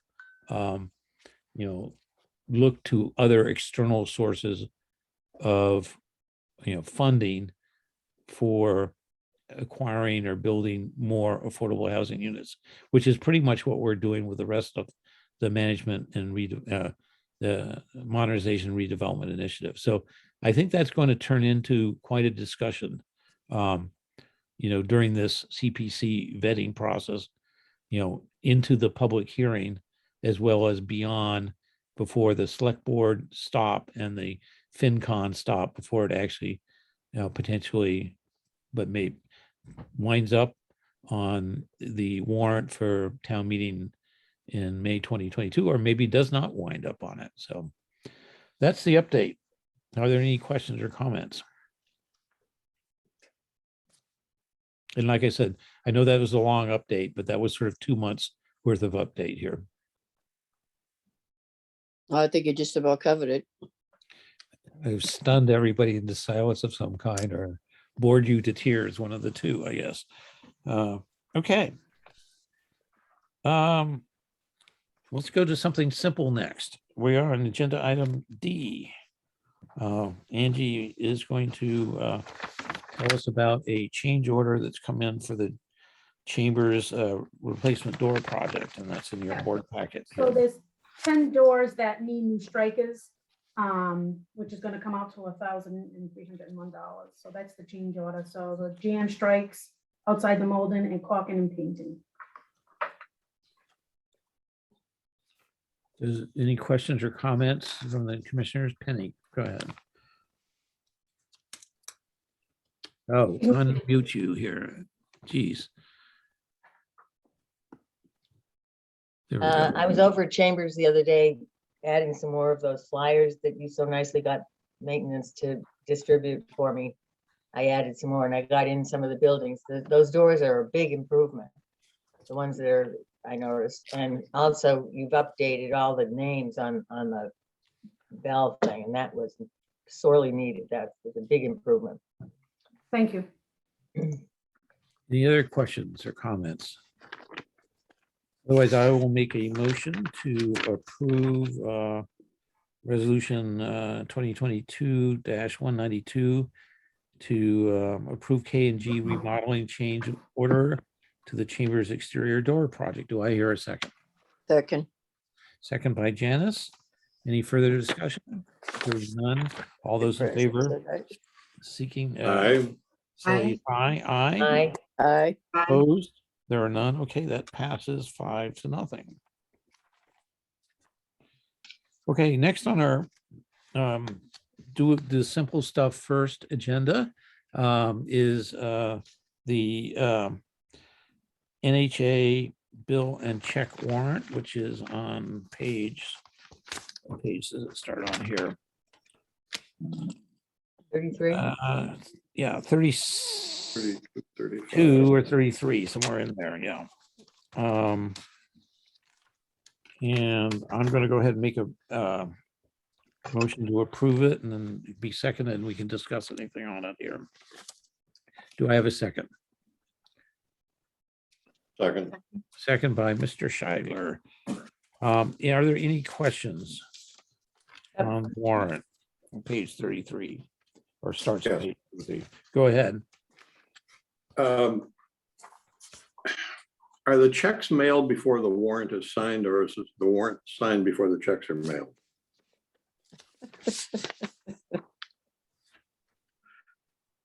Angie, you're on mute. No, he's not on. No, mute. no. Reg, can you hear? Did my question come across? Yes. The checks, once the checks get signed and they come back, we mail them out. Meanwhile, we send out the warrant and wait for everyone to sign them. Because it gets approved at the board meeting. Okay, you're sending out the e-signature. But my question is, we're voting to approve the warrant right now. Correct. Are the checks mailed before the warrant is approved here? No, So any of these checks that are on these two warrants that we're going to approve tonight, the checks have not yet been mailed. unless there was maybe there is one, an insurance from HUD is the one check that we mailed out, and we had to Okay. because they had reached out to me twice, and Salim, who's new, wasn't aware, and it was from HUD, so he was making a phone call, waiting for them to confirm it. Sarah, I think O'Leary, emailed me again saying, we need this payment. I went over to him, I said, you need to sign it, you need to have this. He's like, I'm waiting for them to call me back because we can't. Reg Okay. was coming down that day, I had him sign it, and then I mailed it right away. Okay, But I would never mail anything without one of you, signing off on it. thank you. You are, Or the board on the warrant is what you said as well, is what I heard you say here. yes, And I will just also say, in case it prompted this question, that I think with our, we fell behind on getting the DocuSign warrant signing, things out. I think we all experienced that. So I just want to acknowledge that we all experienced a major catch-up item. But I think the intent, Angie, is to, have the DocuSign, process be triggered the next day or so after the board approves the warrant. Is that right? well, typically, yes, that's what Carol, I'm just getting Celine used to it. Yeah. So, And which I think even last month, I think he'll be catching up on this month. So making sure it gets sent out tomorrow. is there any other questions? Oh, Go yeah, I ahead. just have a question. So at one point, wasn't there something where we voted like a different procedure than had been used in the past or something with respect to the warrants? But I don't know because I wasn't familiar with how it had been. Like, I thought there was something about some checks had to be cut mid-month or something. Oh, because, and I know what you're talking about, Eleanor. I implemented 2 check runs a month because vendors were complaining that they were having to wait almost 2 months because they just missed the deadline. So I'd have the board meeting, they'd submit their payment, they would have to wait. So now I do 2 check runs. So we do one midweek and at the end of the month because we have Section 8 on the 1st. So we have to have the checks printed by the 1st and signed and then mailed out. So we do the second run at the end of the month. And so is that it with the 2 check runs, is one of the check runs done before we approve the warrant for that check run? Or have we always approved the warrant before the check run, both check Well, runs? yes, it does get mailed out before, but it has the check register on the checks to where whoever's signing the checks is cross-examining. And if you look at the front of the agenda, it'll show batch 1 and batch 2. So you'll see the batch 1 would be the meeting, batch 2 would be the second run. I mean, I recall that this was something that was brought to the board and the board had decided to do it that way, right? Yes. Yeah. Yep. But that means the accurate answer to Ed's question, Eleanor, may be different than maybe what Angie just said, which is the first check run, the mid-month check run that is needed because, vendors need to be promptly paid, is set out before the board actually approves the warrant that follows that. I'm not wording it very well. Maybe you can word it better here for me, or somebody can. No, I understood what she said. Yeah, the warrant does not get signed until the board meeting. So checks will go out. So we'll do, like, for instance, he's going to do another check run on the 29th because the first ends up on a Sunday, I think. So on that 29th, he's gonna run those checks. He'll have the register. The following board meeting, it will be registered on there. But if I understand Ed's question correctly, using that as an example, it's probably easier to ask a question with a real example. Our next board meeting is February 17th.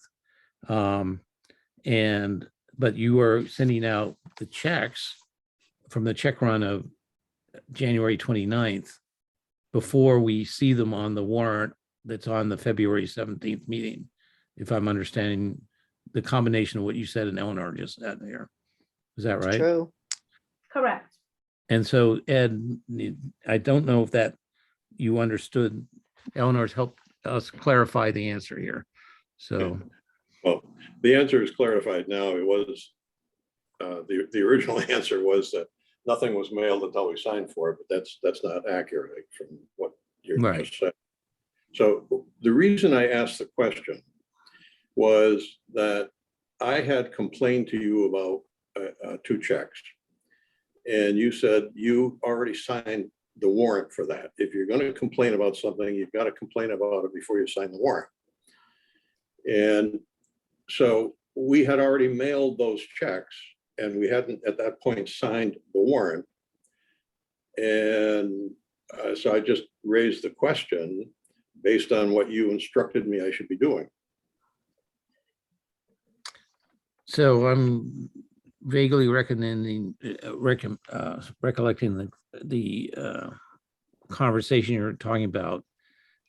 And I think it was post-COVID, and it was, around, maybe you just state what your opinion is that we should be doing. If you think we shouldn't be doing it as Eleanor described it here. Well, in the case of, I actually voided the check or two. Anyway, there were 2 invoices for $3,600 each for painting in High Rock. And that seemed like an awful lot of money. And I was told, well, there were holes in the walls, which then asked the question, how often are they inspected? That much damage was done. Was it all done within the prior year? And if we want to challenge a check and it's been mailed, then that really doesn't make it possible to challenge it. But it's never been the board's role to challenge checks, But you, well, I'll I'll argue that point with you because I'm just telling you what the past when- practice has been. I'm not trying to argue with you. okay, well, I asked you don't one want to time- argue with you. I just want to find out what you want to accomplish here, or what your point is here. Well, should we not mail anything until the checks, until the warrant is approved, is the question. So I think, can I just say something really quick? I think what Ed is referring to is when the comment was made that you approved it at the board meeting, you can't, which is true. If you're approving the check run on the board agenda, I don't think, correct me if I'm wrong, Reg, I don't think you can go back, Ed, and say, well, no, I'd rather not approve that check. I think once you all agree to vote to pass that check run, I don't think you could pull one check out of there. Well, let me ask you a hypothetical question then. If the checks had not been mailed and I looked at a warrant and I wanted to dispute that check, you're saying we can't pull that one check out and then sign for the rest of the warrant? Correct. If let's say, for example, we hadn't put it on the agenda just yet, and you didn't vote on it collectively, then you can pull it because technically it wasn't part of the board meeting, so therefore you can pull it. But I think because if it's put in front of the board, you all voted on it to pass that whole check run. I think that's the difference. So I guess you could pull the second check run. If you found something that you didn't agree with the second check run, then you could pull it because it didn't go in front of all of you where you approved it. Is there a state policy that, do we work on a net 30 or payment in 30 days, or do we have terms on our payments? So nobody, I don't know the answer to that question. I'm not sure Andy does, but I can give you another answer, which is generally vendors like to be paid within 30 days anyway, Yes. even if there isn't a policy. And if you don't do that, if you keep making them wait 2 months, they're going to stop working for you and go work for somebody else. So it's a good business practice.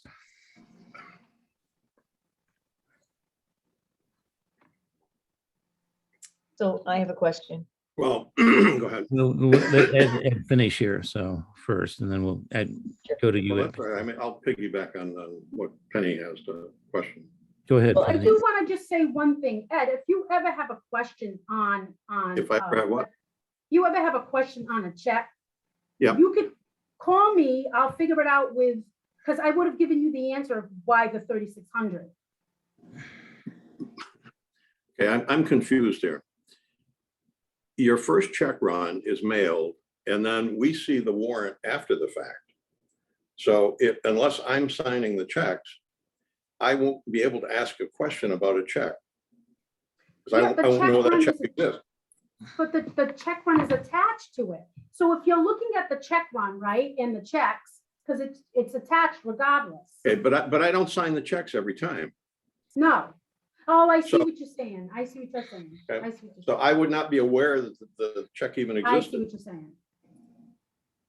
I guess you have to trust your other two commissioners who are signing it. I mean, I can't understand you, Andy. I guess you have to trust the other two commissioners that are signing off on it and trust the fact that they, Yeah.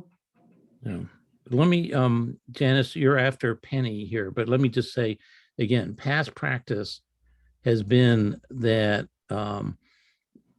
different than this 2 check run per, month thing that we are doing now, as Eleanor described it when it came up a few months ago. Do you have you were going to yield to Penny, but while she's talking, once you think about it, do you have a proposal to make with, if we want to be able to pay the vendors, on 2 check runs, a proposal to make, and then, but let me go to Penny first. Go ahead, Penny, and then Janice, you're next, and we'll come back to you, Ed. Okay, it's my understanding that since we're presented with this warrant, we're supposed to look at the checks, and if we have any questions, and I usually have questions and I get answers, then that justifies, if I have a question about a check and I get a decent explanation, that justifies signing the warrant. Right? Yep. But And before COVID, we would be all sitting there in the same room doing this real time. And, the COVID thing has introduced a lag in being able to look at the backup on the checks. If I think you were around beforehand, that's the way. Yeah, we used to been sit doing at it the for years. table and sign the checks. But now we have a time gap between approving the warrant and signing the checks and looking at them the way you described. And then we also have this 2 check run thing as well. So That is a complication. But just to clarify, we do have the responsibility of looking at these checks and making sure that they make sense to us. Is that part of our role? that's correct, yeah. that's always been there. Yes. I have a couple of questions. One of them is GFN painting. Can I hold the question for a second until we get Sure. finished with Ed's point? And Janice had something she wanted to say. Go ahead, Janice. Okay, yeah, I'm aware of all these $3,600 checks that they were voided, and then I signed them. But after I signed them, I remember back in the day when there was a resident that had a home-based business here, George Travis. And my children's husband has worked for Fenway Painters for many, many, many years. He's been on the in the Globe and the Patriot Ledger on, day before openings. And he actually, since he was visiting the kids so often, got to know this guy, George, next door. And George ended up getting the contract with the Needham Housing Authority to do the painting for the units. And I know for a fact, the last unit he painted here was where Nicole Jackson lives. I think it's number 35. And he said he was getting about $800 a unit. But he was subcontracted by George, who was the resident that had the home-based business. And so I contacted him just to get a feel. And he said, at tops, to paint one of those units over across town was $2,000. That's all I gotta say. So Right. I think, I think the guy got a lot of money. And I see them over here. They're working on the 2 vacant units. They're working Sundays, they're working holidays. So I'm just wondering if that's per diem, or is that per day, or is that a flat rate? Can I come back to Ed's point here so we can get that tied down here, because he's raised a good point of a misunderstanding that's existed here. And then what I understand you to say is, you have a general question, which we'll get to, on how come everything's so expensive these days, when Gary's here with us as well as Angie, and can answer that question. So let's put that on hold for a second.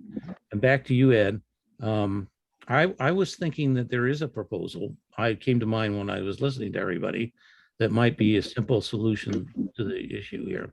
I came to that conclusion also. Well, people were And talking. you go ahead, you first then, because you raised the issue. When a check run is ready to be signed, a copy or a listing of the check register could be sent electronically out to all of the commissioners. We could then view it. If we had no issues, just sign off on it and send it back to Angie. And that could be done certainly within a 48-hour time frame that wouldn't hold the checks up extensively.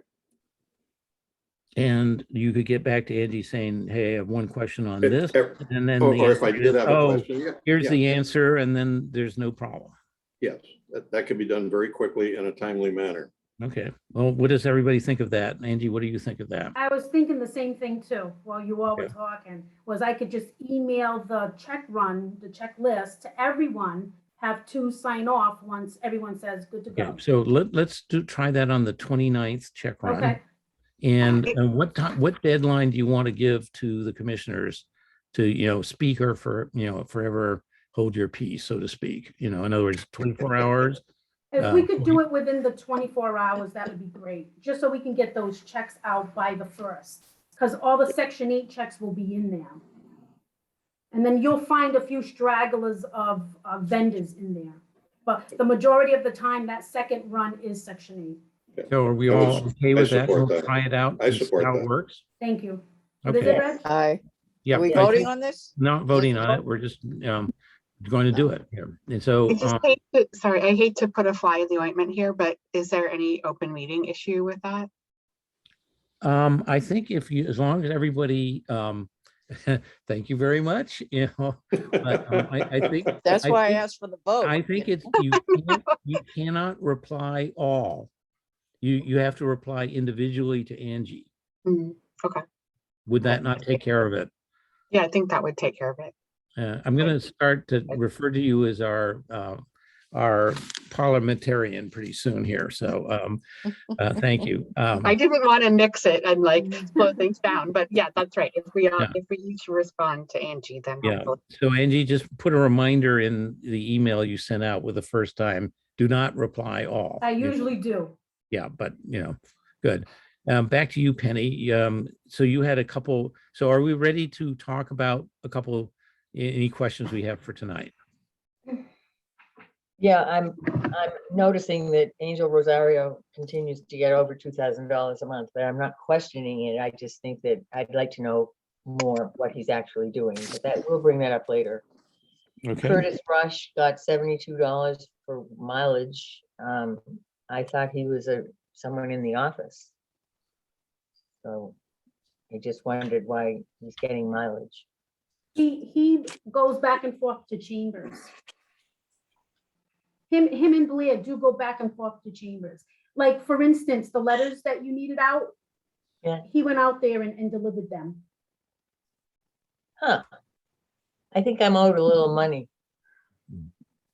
maybe, for the 10 years that I did that. I used to get Angie mileage for wouldn't going get to that joke. Newfield to mail we have the a few more the miles newsletter, to but that's go the only tonight. mileage I ever We have a few more miles to go tonight here, so Gee. any other got. questions? Okay, on this GFN one? painting was 3,250 on Linden Street. So, yes, so it's funny you all bring that up because I was telling Gary that I find them super expensive. So I myself sent out, I joined Angie's list and I was looking for painters to see what we'd come back with. Gary met with a few of them and got quotes. And Gary, go ahead, take it. I was shocked. So I'm gonna Okay. pull it up right now. So a couple people came out and looked at the units. So to do 64 Captain Robert Cook Drive, one quote was $6,900. That's Yeah. ridiculous. To do one of the houses across town was $4,700. And Janice, to answer your question, yes, GFN painting came in cheaper. He was actually what was it, 32, I think, or $3,500 to do 52 Robert Cook Drive. Oh. And he is a flat rate. If he works on a Sunday, Monday, holiday, it doesn't matter. Doesn't matter.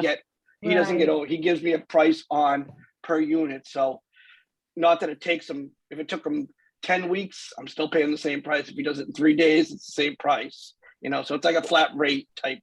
He doesn't take 10 weeks. I'm just making an example. Well, I'll that give you no that, Gary, because that unit probably hasn't been empty in 25 years. That was a tough unit. That was a tough, he did 25 a lot years of extra. they were there. Yeah, Yep. so that was a tough unit. Each one is kind of, we actually did this 6 months ago too. And like Angie said, to keep the guy on check, and he still came in cheaper 6 months ago. Yep. Because we'll periodically still put it out there to see if we get cheaper. And we have yet to get any cheaper, because I think that's expensive too. Wow. Stones It's- Throw Development Group. Who are they? Say that again, Penny? Stones Throw Development Group, Incident Central Hosting, $600. Oh, that's the incident database that we have, that software program that we all approved my first year here, where we upload all incidents and complaints and stuff like that. There's a tracking system. Okay, and there was a biohazard cleanup for $1,041. What happened? Uh, I think Gary's got this one. Well, what was that for, Penny? Was it A the fire? biohazard cleanup. What company? It doesn't say. It's under extraordinary maintenance, schedule Oh, 1. yes. No, I know what that is. It was a resident who had an accident, and we needed someone to come in and clean it up. It was bodily fluids. And I think their counselor, someone called us to make us aware of it, because the resident actually ended up in the hospital. So we had to get a company to go in there, clean it up so they could be released to come back home. Wow. What, like a biohazard person? Yeah, it was bodily fluids and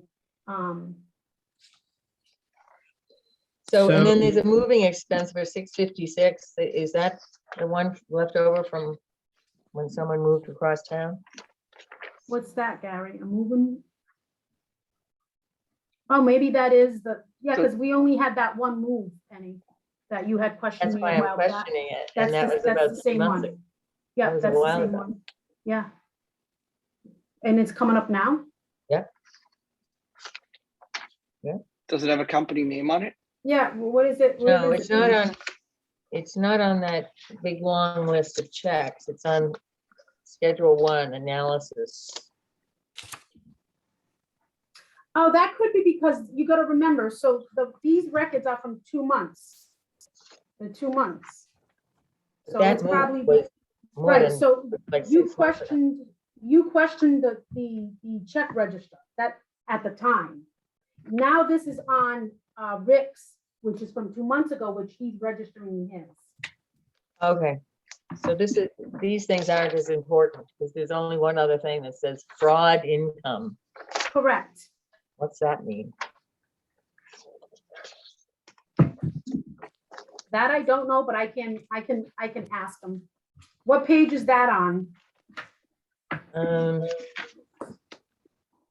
27.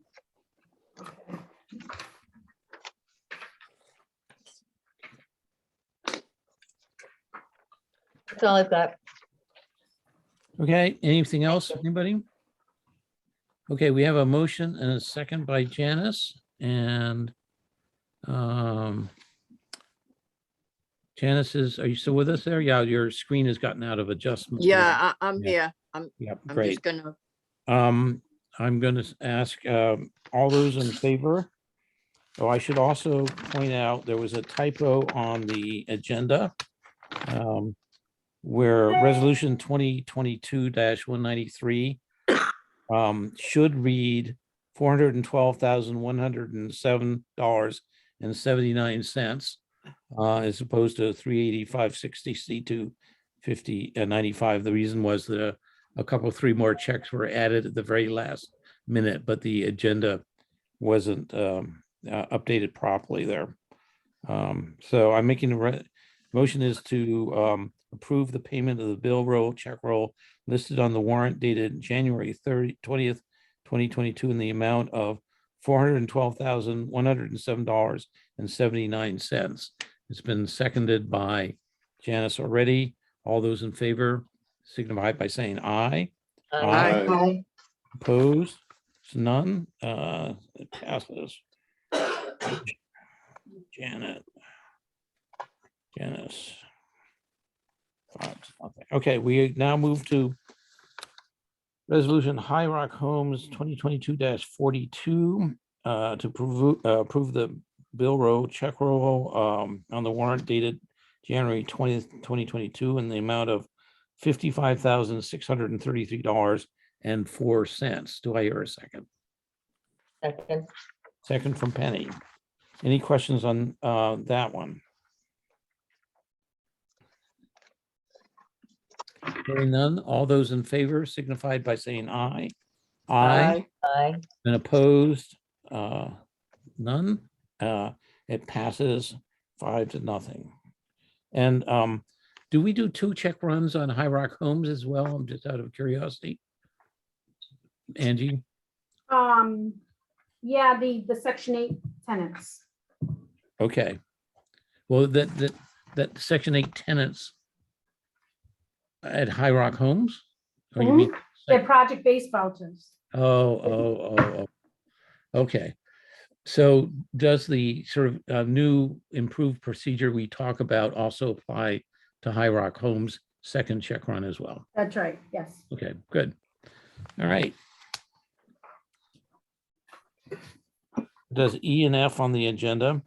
We are now at agenda item number G, or letter G, which is our 4 standard reports, executive director reports, financial reports, vacancy report, and work order report. Angie, do you want to call anything to our attention before we go to any questions from the commissioners? Yeah. So when Ed sent those scans to you, I realized what I should have been doing. Do you know how Rick sends his reports are 2 months behind? I'm sending it that I'll print it up that day that I'm putting the packet together. I should be giving the report from the previous month. And what I'm doing is I'm including, like, if tenants are calling in work orders today, it's going to be included. So it's showing more than what it should be. So I need to go a month back So the following month, you'll see the difference between each month, just like Rick does. Does So that you're make saying, sense? what you should have been, what Ed's emails made you think of is in this month's packet should be the December report, because it would then have finished out the month and you can then report on how things happened in December. Right, on all reports, because when I was looking at his numbers and I'm like, Right. yeah, but that went down and that was, well, that's because the board meeting happened. And then let's say 2 people moved in the following day, or 20 work orders were done, that following week. So it was unfair to the department because it wasn't showing the true numbers, I guess, of the progress that was taking place. Because I redid all the actual numbers that we have now, and I can send that after the meeting. I kind of did like a whole thing. So that's it. That's what I wanted to say. That kind of. Okay. Anything else on your executive director's report that you want to highlight before we go to Yeah, questions? I do want to say about Denise Garlick getting the monies. I also put the wrong amount there. I only included, I think, the first one, which was the 1.25, but it was a total of 2.75. So I do want to correct that. I'm trying to get to it. Hold on, Rich. Page 41. Thank you. Is that to be spent in a certain way or any way we want or what? So we're trying to find that out as we speak, and that was a subject of the meeting with Denise Garlick, that she said she could help us with the procedures. Now, this is the first time we've ever gotten earmarks, ever, that I know of, certainly the 10 years I've been here. I would also say that Cambridge Housing Authority didn't get any earmarks, and they're quite envious of what Representative Garlick has been able to do for us. We've never got them, that as far as I know. Yeah. And so she's going to run she and her staff are going to run some interference with DHCD for the 1.25 million, and for it'll be the ANF, the office, the Department of Administration and Finance, that governs the procedures for the 1.5 million. The bill language says in both cases, for state, aided, for capital improvements at state aided projects. So it can't be used for federal stuff. It's for state only. And it's literally a half a sentence like that in both bills. In terms of what kind of strings are going to be attached from DHCD and ANF, stay tuned. The question that was asked, I think that is of interest to the board, of Angie and Gary at that meeting, was, well, how are we doing with our formula funding for capital projects for Linden Chambers? Can you keep up with things? Can you, can you hold the fort with it? And, over the next several years here.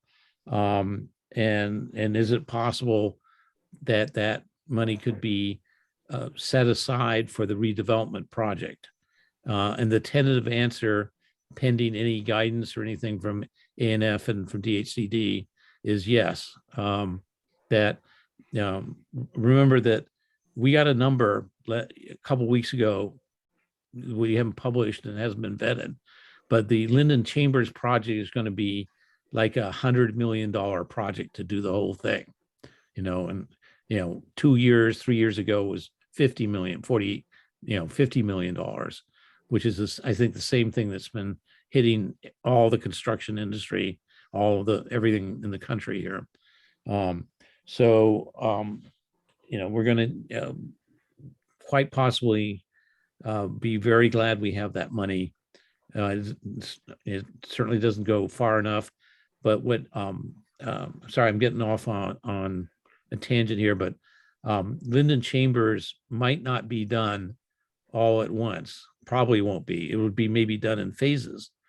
So if you have a phase 1 project that's only like say a third of that, then all of a sudden, if you have 2.75 million, towards that, all of a sudden you've got nearly 10% of the funding that you need. So to be continued on that question. Angie, is there anything else Yeah. on your report? So there's a few things on my ED report. So I actually got a phone call from DHCD. I think it was 2 weeks ago, but we finally had the meeting, and it was regarding the budget. They asked me about the lease spacing, and I told them why or what have you. And I also spoke to HUD, so which both of them agree that the unit needs to be back on for occupancy. Seeing how we're already trying to get locations for the new space for the admin office, and they support it. And we also interviewed a few people for the assistant executive director's position, which I'll be setting up some more interviews.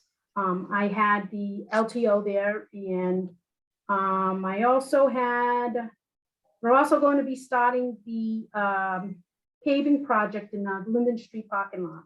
Me and Gary met with RCAP for preparation of the kickoff, and I think that's about it.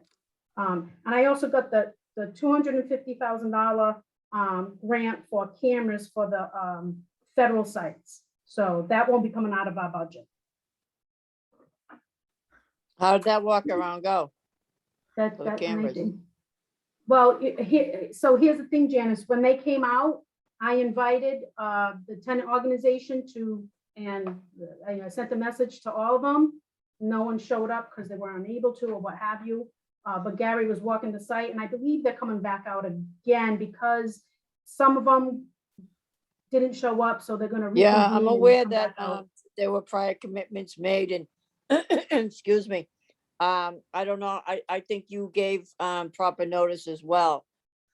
So for my own, I mean, I wasn't invited to walk around, but Right, so what I tell the LTO is once they give me what the plan is, they're more than welcome to come in, sit with me, and we can look at it together, because I don't know what it is yet either. So they'll recommend where it should go, and then I can sit down with the LTO and see what their recommendations, if they can put their recommendations, and I'll consider it. okay. And Angie, I just want to thank you for being more inclusive to the LTO, because that was a big thing of mine when, you first came on, and I'm glad you came around. Because, Well, we didn't have it's an better. LTO. It's so much better with the open communication. Don't you No, agree? you're right. You are right. But I don't think we just got the LTO last year. It hasn't always been here. No, I And it's- know. Oh, okay. So, Okay. yeah, I know. Yeah, absolutely. I agree. Yeah, there should be. So communication thanks there. for that. So does anybody have any questions for Angie? Go ahead, Penny.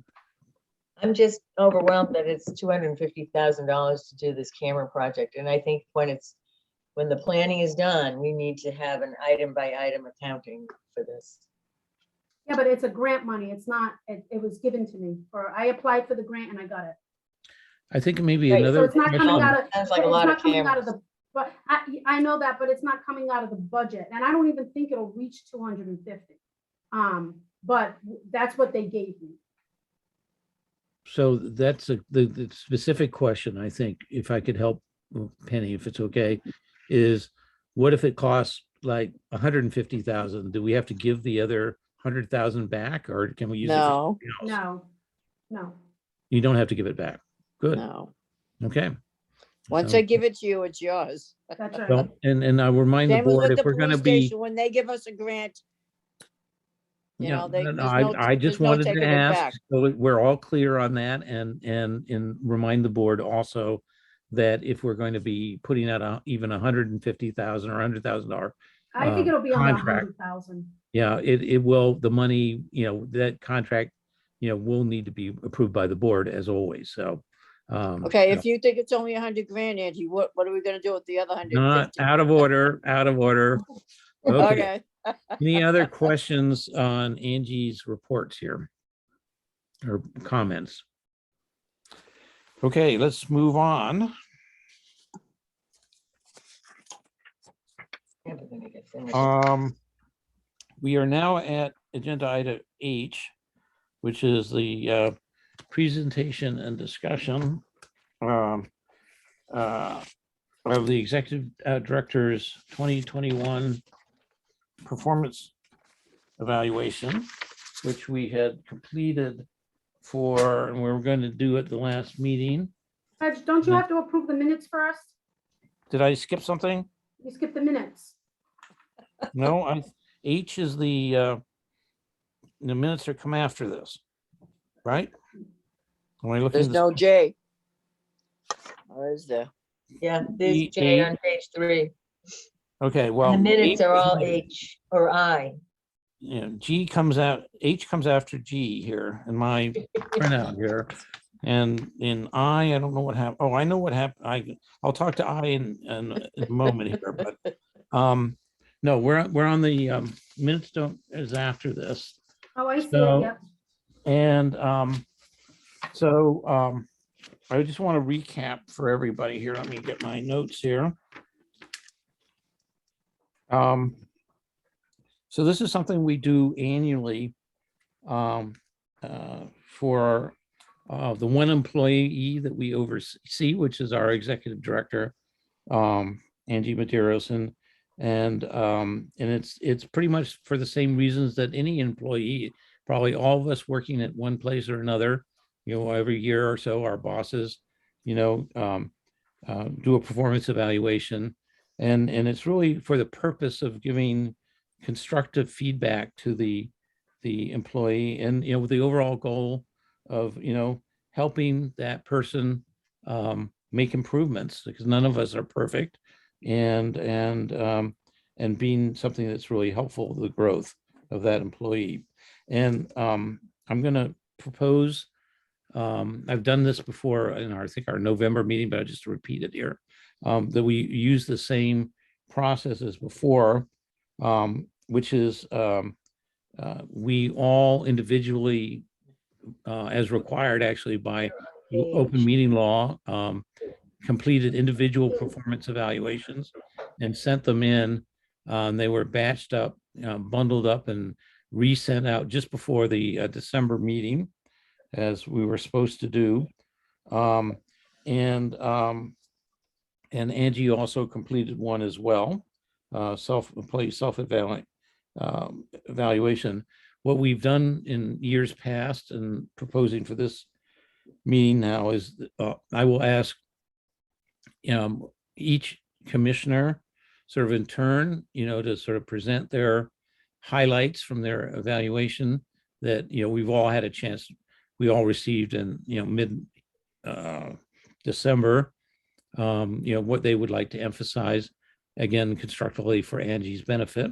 And I will just repeat again, we, under state law and the open meeting law, we do this in public with Angie, whereas most normal businesses and every other organization I've ever been a part of, it's something that's done between the supervisor and the employee, privately, but not according to the state open meeting law here. So we'll go through everybody in turn, and then I'll ask Angie to present her own self-evaluation and offer comments on anything else that was said prior to that. And then I will go ahead and ask if there are any further comments or discussions.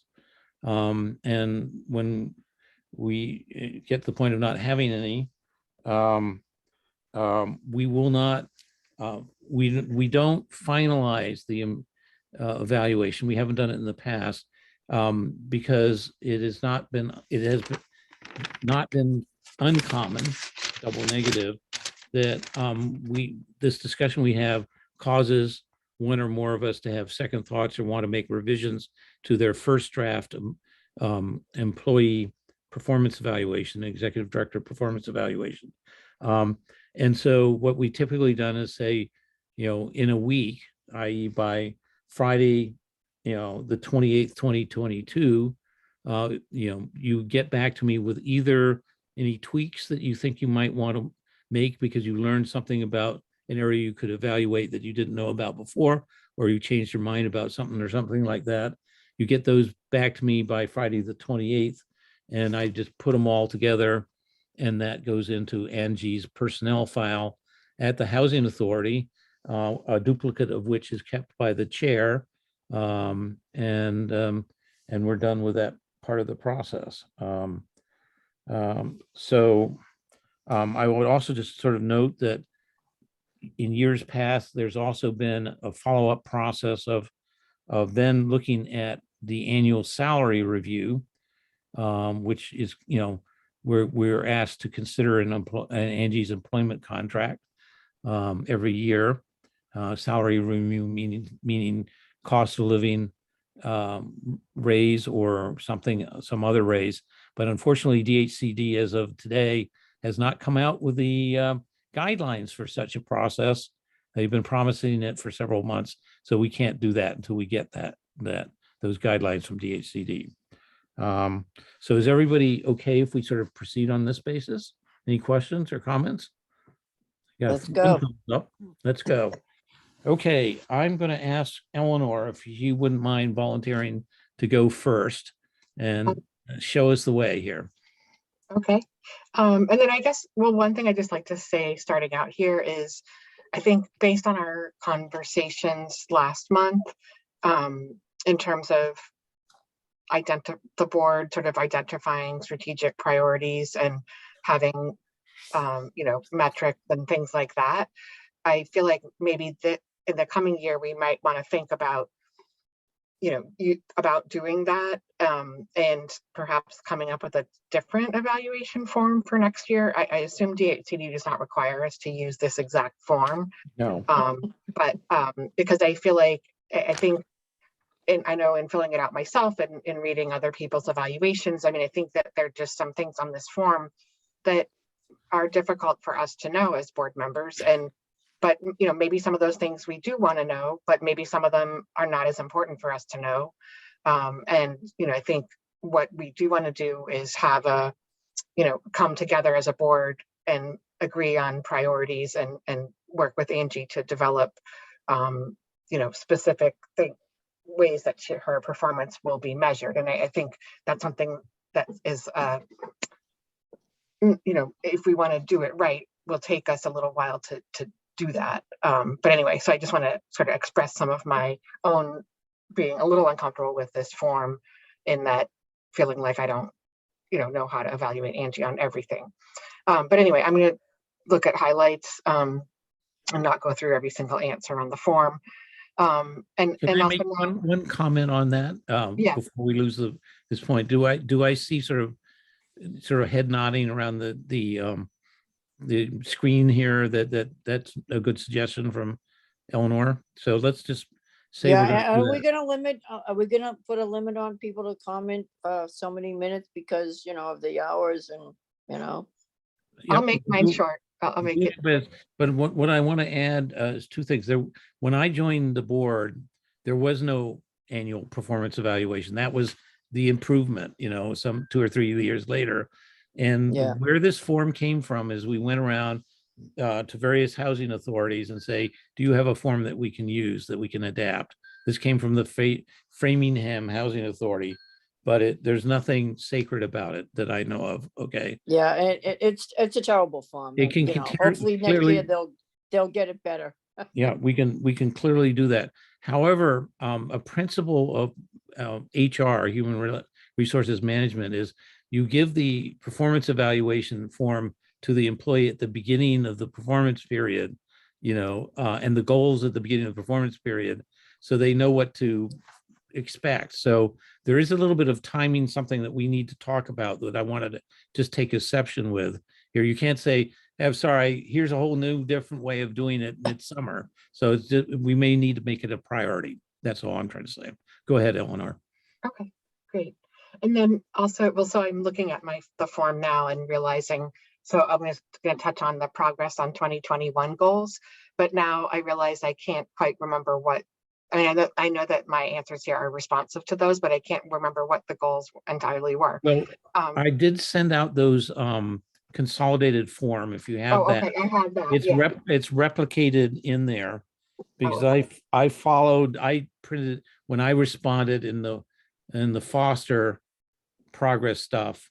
I actually wrote out what the goal was and then responded to it here. Oh, okay, great, thanks. Okay, so let's see. So the goals that are for 2021 were continue improving management operations by NHA staff, continue to improve resident relations, and get training on various areas, business writing, customer service, sensitivity for staff. So my take on the progress on those goals are that Angie ensured that she and the other NHA staff received training on customer service in that period. Then also, as we talked about this evening, Angie, under her supervision, a survey, that resident satisfaction survey was sent out, and that people seem generally satisfied with various aspects. But as indicated in the EJN interviews and survey, there are concerns about certain areas, including resident communication. So I'll touch on that in a moment. But then also, and both of those surveys are helpful in establishing a baseline for future improvement. And that might be something that we look at in the future, is tying in, coming up with a new survey that we talked about earlier and tying that in. So anyway, Angie also implemented the work order tracking and reporting process to better manage and improve timeliness of maintenance and repairs. And then I know she also, sorry, might be not looking at everything here, but I know that Angie did get training in getting the procurement certification. And then, like I mentioned, the customer service training. And then I just wanted to note that she also, spearheaded organizing the vaccine clinics for NHA residents for COVID.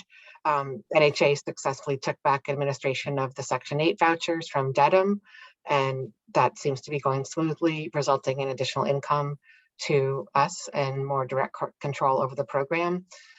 She continued to take actions to resolve our DHCD and HUD findings, and in getting us back on track in areas that our funders had found issues with. We received, under Angie's leadership, we talked about this evening, a clean financial audit. And as was also mentioned this evening, our fee accountant had reported last month at the budget meeting that, unlike many housing authorities, our position is very strong and we have healthy reserves. Angie and others of you as well spent a lot of time in the past year helping NHA prepare for and participating in the labor arbitration, in which we ultimately prevailed, and is working on, looking for other office space and working on rebooting the after school program, and then has also been doing a lot with getting up to speed on the modernization program. So in the coming year, I identified continue identifying and implementing steps for Angie to take and her team to take to improve communication and relations with NHA residents, and using the data gathered from the resident surveys and EJ and interviews to prioritize areas for improving resident quality of life, establishing goals around that are specific and measurable and can be reported onto the board for making improvements in those areas. That it? That's it. Okay, thank you so much. Can I request maybe Janice that you'd go next, and in light of what you were saying, like I forgot to say, you don't have to repeat things that Eleanor already said. You can say, I just agree with, you can just be additive here. Okay, Reg, I know how to speak for myself. Thank you. Okay. So yeah, but Reg, I want to go right back to you and say that I agree with you. Nobody is perfect. And I have, and Eleanor, I agree with your opening statement there. Because that's a standard that I live and die by. Nobody's perfect. Everybody gets a second chance with me. So that being said, Angie, I'm not going by anything that has happened in the last 6 months, because I think you've made great improvement. Prior to the 6 months, you were a little shaky on a few things. And it's a lot to do with, resident communication, the tenant association. But again, I don't want to even, I don't even want to rehash. I want to move forward, because over the last 6 months, I think you've improved a hell of a lot. And the survey in itself, that's what I was agreeing with you upon, Eleanor, that, it just was not the right type of survey for board members to respond to. I'm hoping next year's will be better. So yeah, that's all I have to say. Opposed to a few minor things going on in the neighborhood,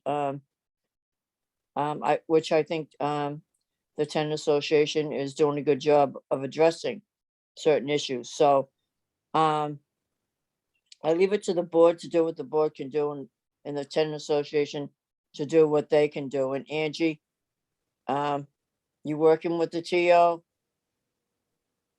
it's your best move. Thank you. Thank you, Janice. Penny, can I ask you to go next? Sure. I'd like to acknowledge the new goals that Angie, which I just read today, in terms of the way I've written the report. I think that goals are a very good indicator of what Angie has become aware of in terms of what she needs to do. I agree with the report or the survey being inadequate. A lot of the questions were things that I really couldn't answer, because I don't feel that all of the reports are that all meaty, and that I don't really know what's happening, which I've complained about in the past. So that's not just Angie, it's the way we're looking at the information that we're being given. So there can be some improvements on some of those reports. But I think Angie's getting those forms and reports under control, and really working at dealing with HUD and DHCD. And, congratulations for getting that grant. She's working hard, and the biggest improvements that I point out have already been mentioned, and that is communication and responsiveness, and a real demonstration of respect for all the residents. That can be improved upon. So that's all. Thanks. Thank you, Penny. Ed, you're next. And you're on mute. You're on mute, Ed. My apology again. I'll make mine short because I didn't print it out and I'm not at my computer. So just a couple of comments from memory. I think everyone agrees that there's been some issues about communication and relations with the tenants. I was very encouraged. I got one report recently that was very positive, and Angie, you outdid yourself. It was handled very well, and I congratulate you for that. So let's hope that trend continues. That's my biggest concern is respecting the tenants and letting them know that you respect them. So that's what I have to say. Great. I guess I'm next, and then Angie is after me. I said in my, I started off my, personnel evaluation saying, what a year this has been. When I'm talking about 2021, if you imagine where we were going into 2021, there were no, we're just heading into the huge pandemic, everything. We all had to go virtual. There was huge concerns getting PPE and so forth and so on. I mean, I've never ever seen a year like this before. And that as much got done and as much personal growth has taken place on Angie's part, in spite of all this, is a real, testament to, I guess, stick-to-itiveness or her commitment to making the NHA a better place. And on the goals, there were 3 goals. One is the continuing to improve management operations, the NHA staff. Basically, I said that's kind of a work in progress. That she came in and we were a complete mess. And this is year 2 of cleaning up the mess. And, and it was just too soon for me to say we've reached that steady state, staff stability place with good people working in all the positions. But we definitely made huge progress last year. The second goal, improve resident relations. Pretty much generally agree with the comments that were made before, so I won't repeat them. And I just point out, again, for the performance evaluation, what I said before, if we got 52 random responses, anonymous responses, and they're all rating everything, there are many ways the survey can be improved, but rating things in the 70s and 80% of satisfaction or very satisfied. That's not bad, because usually my experience is if there's a lot of problems, the people who have a lot of problems tend to turn in complaint surveys. Maybe we didn't get it out there enough, didn't have enough time, we can improve, but that's a good sign, particularly compared to the public health department report a couple of years ago. If anybody remembers what that said. And then she had some personal training goals, business writing, customer service, sensitivity for the staff. We called out last year, and certainly personally, she got 2 certifications, the certified public procurement official, which is a real requirement for us. And she also got her public housing management certification as well. So that, I think she did that in her spare time going through this pandemic year. That's a good thing. And then I really thought it was commendable, the squeezing in that customer service training in I think it was in June last year. I think Angie sent around the presentation or the PowerPoint for that.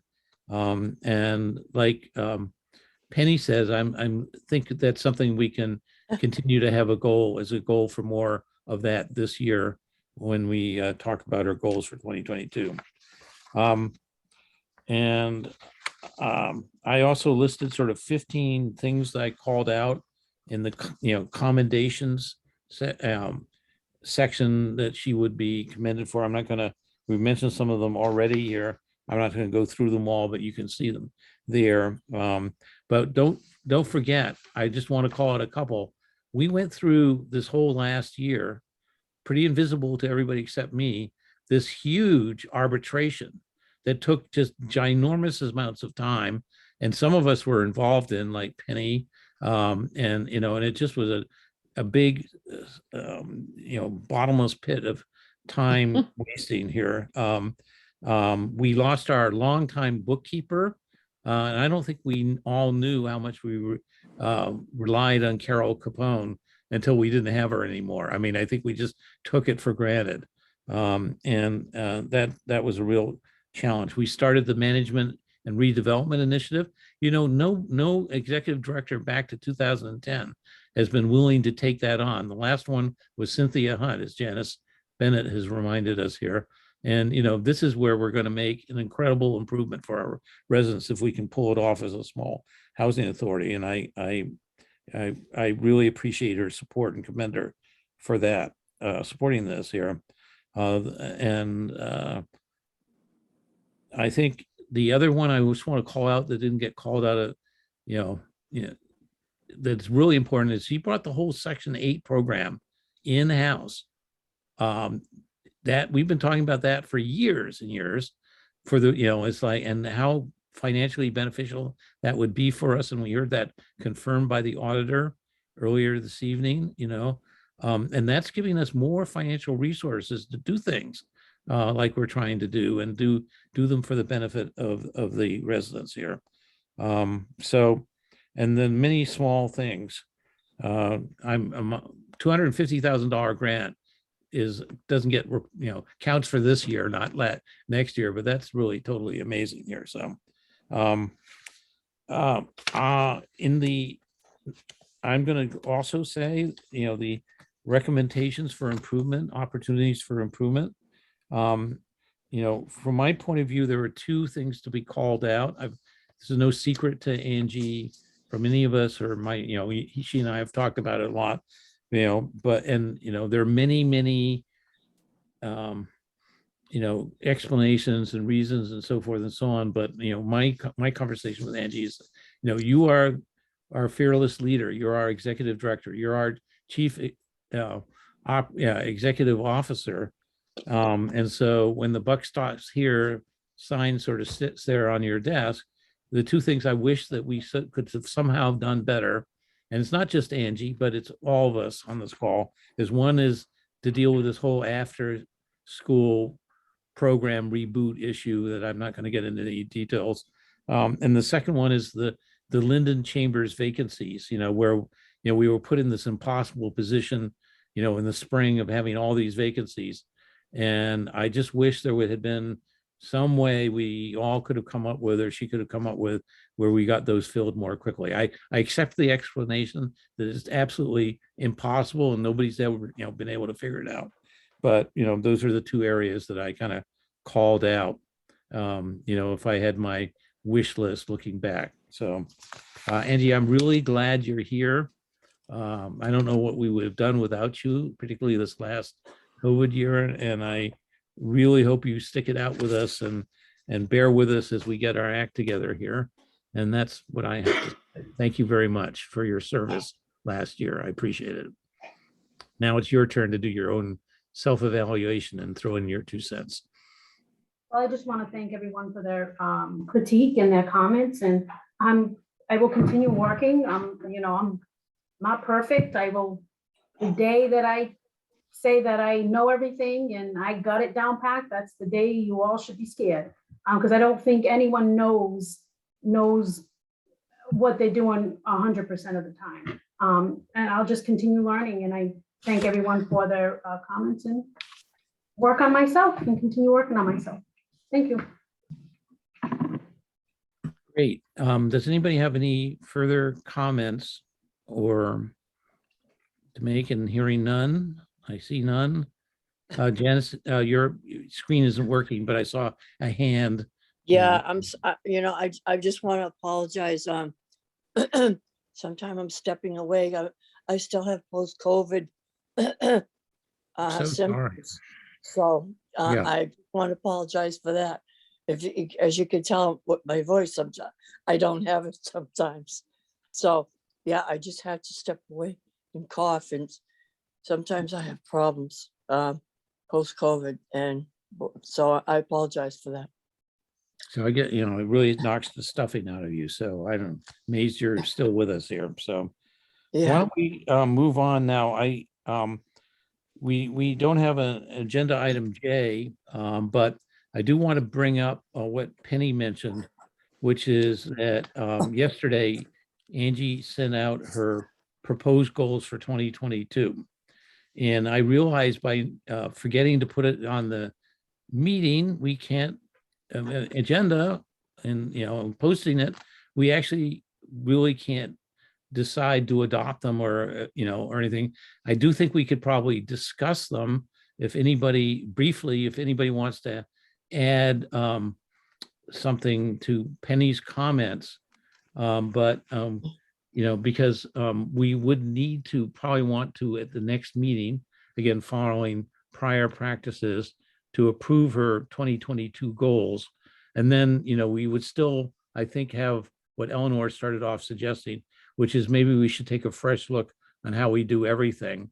and see what kind of improvements we can make.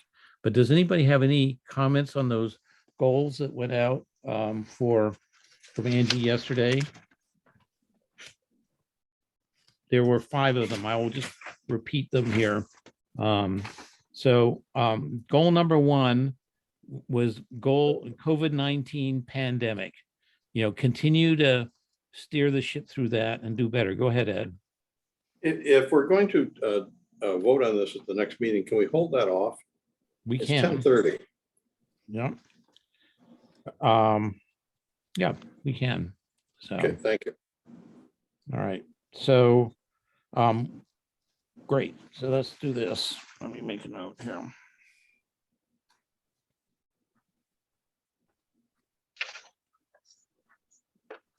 So we are next on agenda I, which is we have 4 sets of minutes that we've fallen behind in improving here, we're either in your board packet or went out in a supplementary packet because we didn't get them from Cheryl Cosman in time to get into the primary packet here. So let's take them one at a time, I guess, because they're really quite different from each other.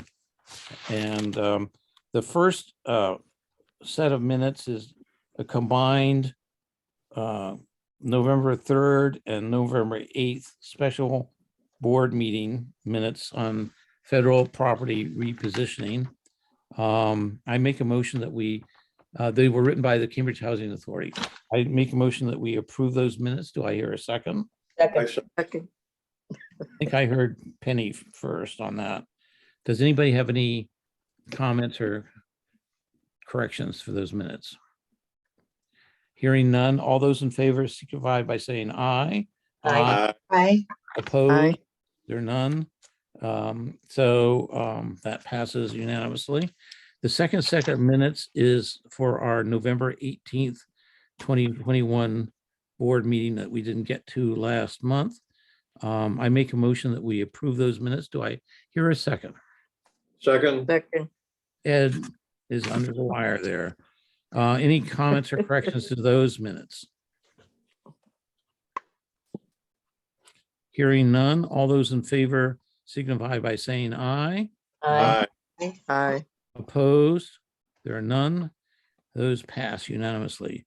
The third set of minutes are the ones for the December 9th, 2021 special board meeting on the budget. One agenda item meeting with Rick Shaw. I make a motion that we approve those minutes. Do I hear a second? Second. Second by Mr. Scheidler. Any comments on those minutes or corrections? All those in favor signify by saying aye. Aye. Aye. Opposed? There are none. Those pass unanimously. And the fourth set of minutes is for our December 16th. Ooh, it says 2022. It should say 2021 regular meeting. Typo. Yeah, typo. I make a motion that we approve those minutes that were sent out, I think, on a Monday or Tuesday. I hear a second from Mr. Scheidler. Any comments on those minutes? Hearing none, all those in favor signify by saying aye. Aye. Opposed? There are none. Okay, great. We are now on agenda item J. And the status update on 2 interrelated programs, which is why I put it together, 2 interrelated initiatives, the after-school program reboot and the office relocation. When I was preparing for the meeting tonight, I was thinking actually it would have been a better idea to do it in the opposite order, do the office relocation first, because what we do there impacts what we, what's going on with the after-school program reboot second here. So if everybody's okay with that. I think we should just stick to the original agenda. So Janice wants to stick to the original agenda. What does everybody else feel here? I don't care. Don't care? We'll We're gonna do both, right? So, Yeah. Okay, whatever. Right, so Angie, in your, going to turn the floor over to you and Gary, who've done a lot of work. There is both the proposal that we received is in response in the board packet that we received in response to following the 30B, Chapter 30B procurement requirements for legally posting notices of our specifications and receiving bids. And then there's also a summary worksheet that's been worked up on comparing the two proposals. So what do we got? What do we look at here, Angie? So we have two different places, 21 Highland Circle, which is the one that we voted on that we would like to go with, and 200 Reservoir. Excuse me, Angie, pardon me. Sorry Sure. for interrupting. Did I hear you say we voted on and approved? No, we would like to go with. We're Okay. choosing the 21 Highland Circle. That's what I'm putting in front of you. Okay. So, and it kind of shows you the difference between both of them. And the reason why we're leaning towards the 21 Highland Circle, it has the 8 offices already, where the Reservoir does not. It only has 6. And the entrance to the 21 Highland is literally, you open up the exterior door and our office is right there. Where 200 Reservoir, you got to go in, you know, try to figure out where we're located and then take the elevator up. 21 Highland is also allowing us to put our own sign in front of their building on the exterior. Reservoir won't. More parking down at Highland Circle. I just think it'd be easier for the residents to get in and out of the building, to find where the office is. And it's private. It's, you know, we have our own little area in the back where they can park. I think those were the highlights of it. don't you have bathrooms that are just for you? Yes, that's right. Yep, they're giving us the bathroom just for us. Gary, do just you want to ask- add anything? I just wanted to ask a Well, question. Wait Um, a minute, Janice, let's get Gary's comments, and then you go first. Oh, okay, I'm sorry. I apologize. No worries. So I'm just gonna piggyback on Angie's thing too. What I think is better about the Highland one is for the residents. Like at the other one, both places are beautiful. There'll be nice new developed places for us. But at the Highland place, you can pull right up to the back of the building where we have an entrance, front or rear, that when you pull up, it's like coming to our office. You're right there at the back door. You don't have to walk across the parking lot, up a ramp, into a building, and then into an elevator. And it's just, I think it's gonna be easier for the tenants to recognize where we are when they come to that location. Both of them have pros and cons to each of them. You know, they're both gonna be new carpet, new paint, and stuff like that. So they're both gonna look what we need, but I think the other one's ready to go. They'll have it done sooner. The offices are already built out. That's No, right, yeah. we don't have to, the other companies asking us, well, we can do some, but at how much build out are they gonna do for us? You know, they said they can do some, and that was just the representative. You know, he may go back to the owner and say they need 4 more offices. And the owner might say, well, it's gonna cost me X amount of dollars. Where the other place is already built out to our needs. Yeah, And like Angie said, we can put signage directing people to the back of the building. They can come in the front, but the back is, I think, easier for them to come in, and it comes right into what would be proposed our office space. and it's gonna be temporary. This is not, you know, we're hoping to get the modernization going and getting that, you know, office space built for staff, and then we can move right back to on the property. Go ahead, Go Ed. ahead, Ed. These are both 7-year leases, if I read correctly. That's what they proposed, but we haven't negotiated the actual lease. So what the board is doing tonight is getting a, board information update and a recommendation from Angie and Gary, which is we have to pick one of them to start with. And then we got to go in there and get that lease negotiated, a real estate lease. And there may be some fine print that need to be, some arm wrestling about here. We've got initial copies of both leases, proposed leases, and we'd have to get our attorney involved in that. But Janice, you were going to go first, so go ahead. Yeah, well, Gary, I like the fact that what you said with regards to the 21 Highland, as opposed to a Reservoir. Now, what were the the deviations at Reservoir? You have to walk up a ramp and then to. Yeah, so could- they have a general parking lot. And then, so we can't guarantee our residents front row parking up against the building. So you may have to walk 20, 30 yards to the ramp that then leads you into the building. And then once you get in the building, we'd be on the second floor. You'd have to take the elevator up to the second floor to where we are. At Highland, we have direct parking right up against the building.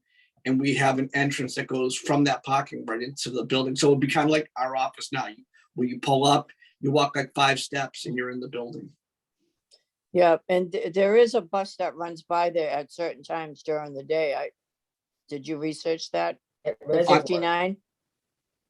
I do know there's a bus line that goes by there, but I didn't see, I haven't researched where it goes and where it ends. I think the 59 bus goes by the Reservoir Road one.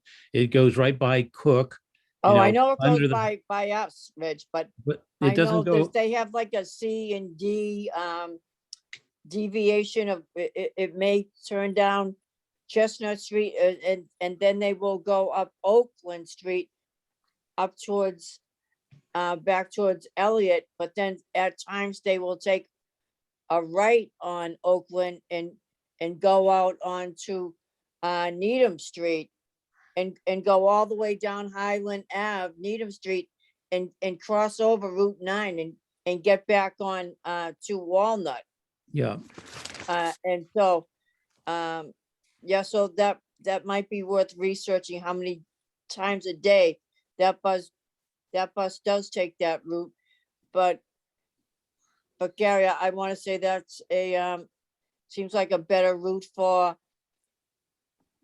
elderly people. And that'd be my only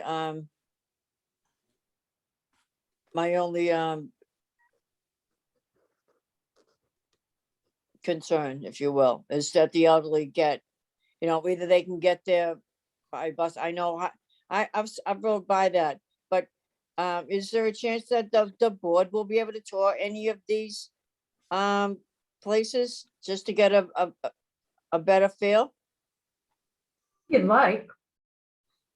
But do you want to go see Highland? Because that's the one we're putting in front of you. We're Yeah, showing yeah, you I know both that of- is that's the ultimate one. Yeah, yeah. Does anyone want to take a look? Or what do we think? I'm putting that out there. Penny. I've driven by both places. The location of Reservoir, I think, is a bit more convenient for the residents. But Gary points out that it's a second floor. It's not as friendly, perhaps. But there are 2 restaurants very near that one, Brothers and Pinellas. So it's almost a toss-up, I'd Yeah. say. Penny, I think it's more convenient for folks who live at Seabeds and Captain Robert Cook. Because if you see the difference between the it's not much of a difference, but Reservoir is a lot closer for Captain Robert Cook. Highland is basically the same for both residents to get to, True. So And I it's think that it's too. a big inconvenience for High Rock people in Linden, don't you? Well, not no more. You're right. It's more of an inconvenience to come to us. By us being in Highlands, it's basically the same for Captain Robert Cook, Seabeds, and the High Rock and the Linden and Chambers.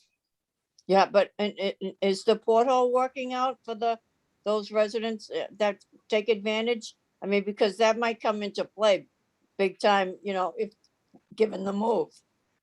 We also, to be honest, we also, Oops, You froze. Angie, you've frozen up here, Angie. I think we lost her here. Hello. Let me send her, Gary, you mind sending Angie a text and letting her know that she's frozen up? Maybe she needs to log in again. Will do.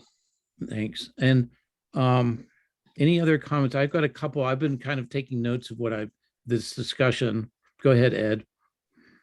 A thought comes to mind that maybe we should give some serious thought to or reconsideration. Both places are $23 a square foot. They're both about 3,000 square feet. So at 3,000 square feet at $23 for the first year is $69,000.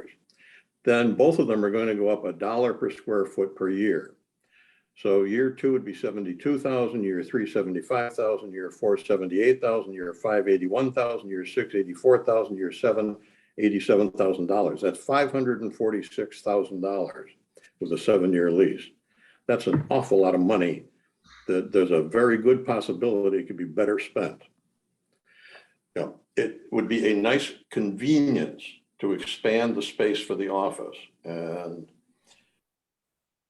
I understand that, but perhaps we could rethink this and keep the administrative office where it is at Captain Cook, and as we build a new building on probably Linden, plan for 3,000 square feet of space in the new building. I like that idea. Well, so, the new office that we have in the modernization redevelopment initiative isn't going to happen for 3 or 4 years. So there's no sort of immediate quick fix there. Look, I You should understand plan for it. You should plan for that anyway. The other thing is, then if we don't do this, we're not going to have any room for the after-school program. And then the third thing I would say is you got to look at the net cost of this, not the gross cost, because by re-renting unit 42, that will bring in $27,824 a year under our current funding scenario, and we'll bring in more if we do the repositioning. So you got to have to look at the net cost for either of the options. It's not. Well, even at the net cost, it's still a lot of money. Yes, it is a lot of We'd money. be spending that. That's not an absolute requirement. I mean, it would be a very nice thing to do, but it's not absolutely necessary. No, Can but you it guys is see something me? the board voted to do, and I realize you have a resolution that you want to do that, but that's next on the agenda here. So Gary, you Okay. have something to Oh, say. No, I was just wondering if you saw Angie was trying to log back in, but can she's, you Okay. see me? yep, now we Yeah, can we see. got- Oh, okay, all right. And also, DHCD and HUD have approved our 2022 budget paying for this. That's not a reason not to spend the money. It is a point I wanted to make everybody aware of here. Okay. Could you Yeah. say that again, Reg? What? DHCD and HUD, and Angie, correct me if I'm wrong, because I was filling in for you while you got back online here, have approved the 2022 budget containing the $70,000. We discussed it, yeah, and but we discussed it and they said they have no issues with it. And they know the unit is going back on, which they think it should be.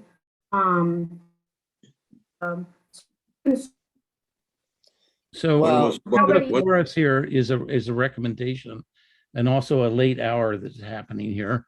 And basically this is not choosing this.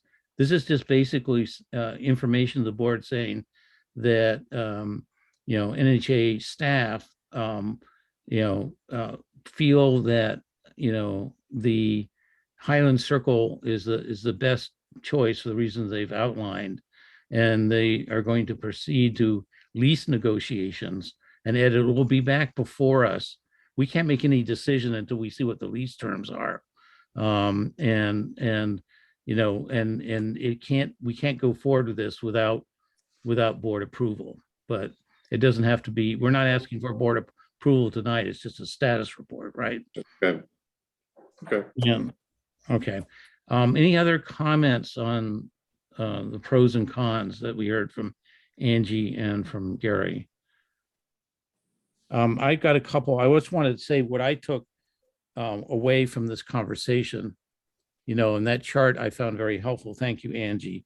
But what was, and setting aside Ed's point, not putting it aside, but setting it aside until we actually have a deal to actually vote on here. So I just logged back in, so I didn't hear anything. I kept freezing up and I got booted out. Sorry. I'm sorry. I'll fill you in the interest of time, if you're okay. I'll fill you in afterwards. Gary can. So Okay. Ed was just raising, we should reconsider spending $500,000 because that's a pile of money. Maybe it could be better spent for something else. And there was some to and fro that you came back in on. And I was just pointing out, we're not making that decision tonight anyway. We're just making the decision to go forward and negotiate with one of the two. Yeah, Is what I hear from you guys. So right. my summary here is, and you tell me if I got anything wrong. Highland Circle is in move-in condition now. We could move in tomorrow, just Right. about. It's already all fitted out and everything. Whereas the Reservoir Street one, is still being built out. There's walls and rugs and ceilings and everything. It Yeah, still right. needs a month or two just to finish what they were planning. And then they'd have to do more build out if they're going to add more offices that we need. It doesn't have enough Correct. now. Okay. The second thing is that there's comments about it being better for tenants, but except maybe the bus, but Janice says their bus does go by there. But I also, you didn't say that, or I remember you saying a month or two ago that the thinking is that we would have office hours for tenants at the Linden Chambers community room and the Seabeds Cook community room. We wouldn't wouldn't be asking the tenants to come to us. We would be going to them. So I don't remember when that was said, but that was a factor I thought was important. Another factor, was that not only the private bathrooms in the first floor, versus second floor, and the more parking, but the Reservoir Street people won't let us have an external sign at all. There's just No. going to be a number on the building. There's no Needham Housing Authority is here, either on the building or outside the building somewhere. And the other Highland Street Circle building will let us do that. And then you didn't say that, but I took away from the chart on the third page that Highland Circle is better for employees.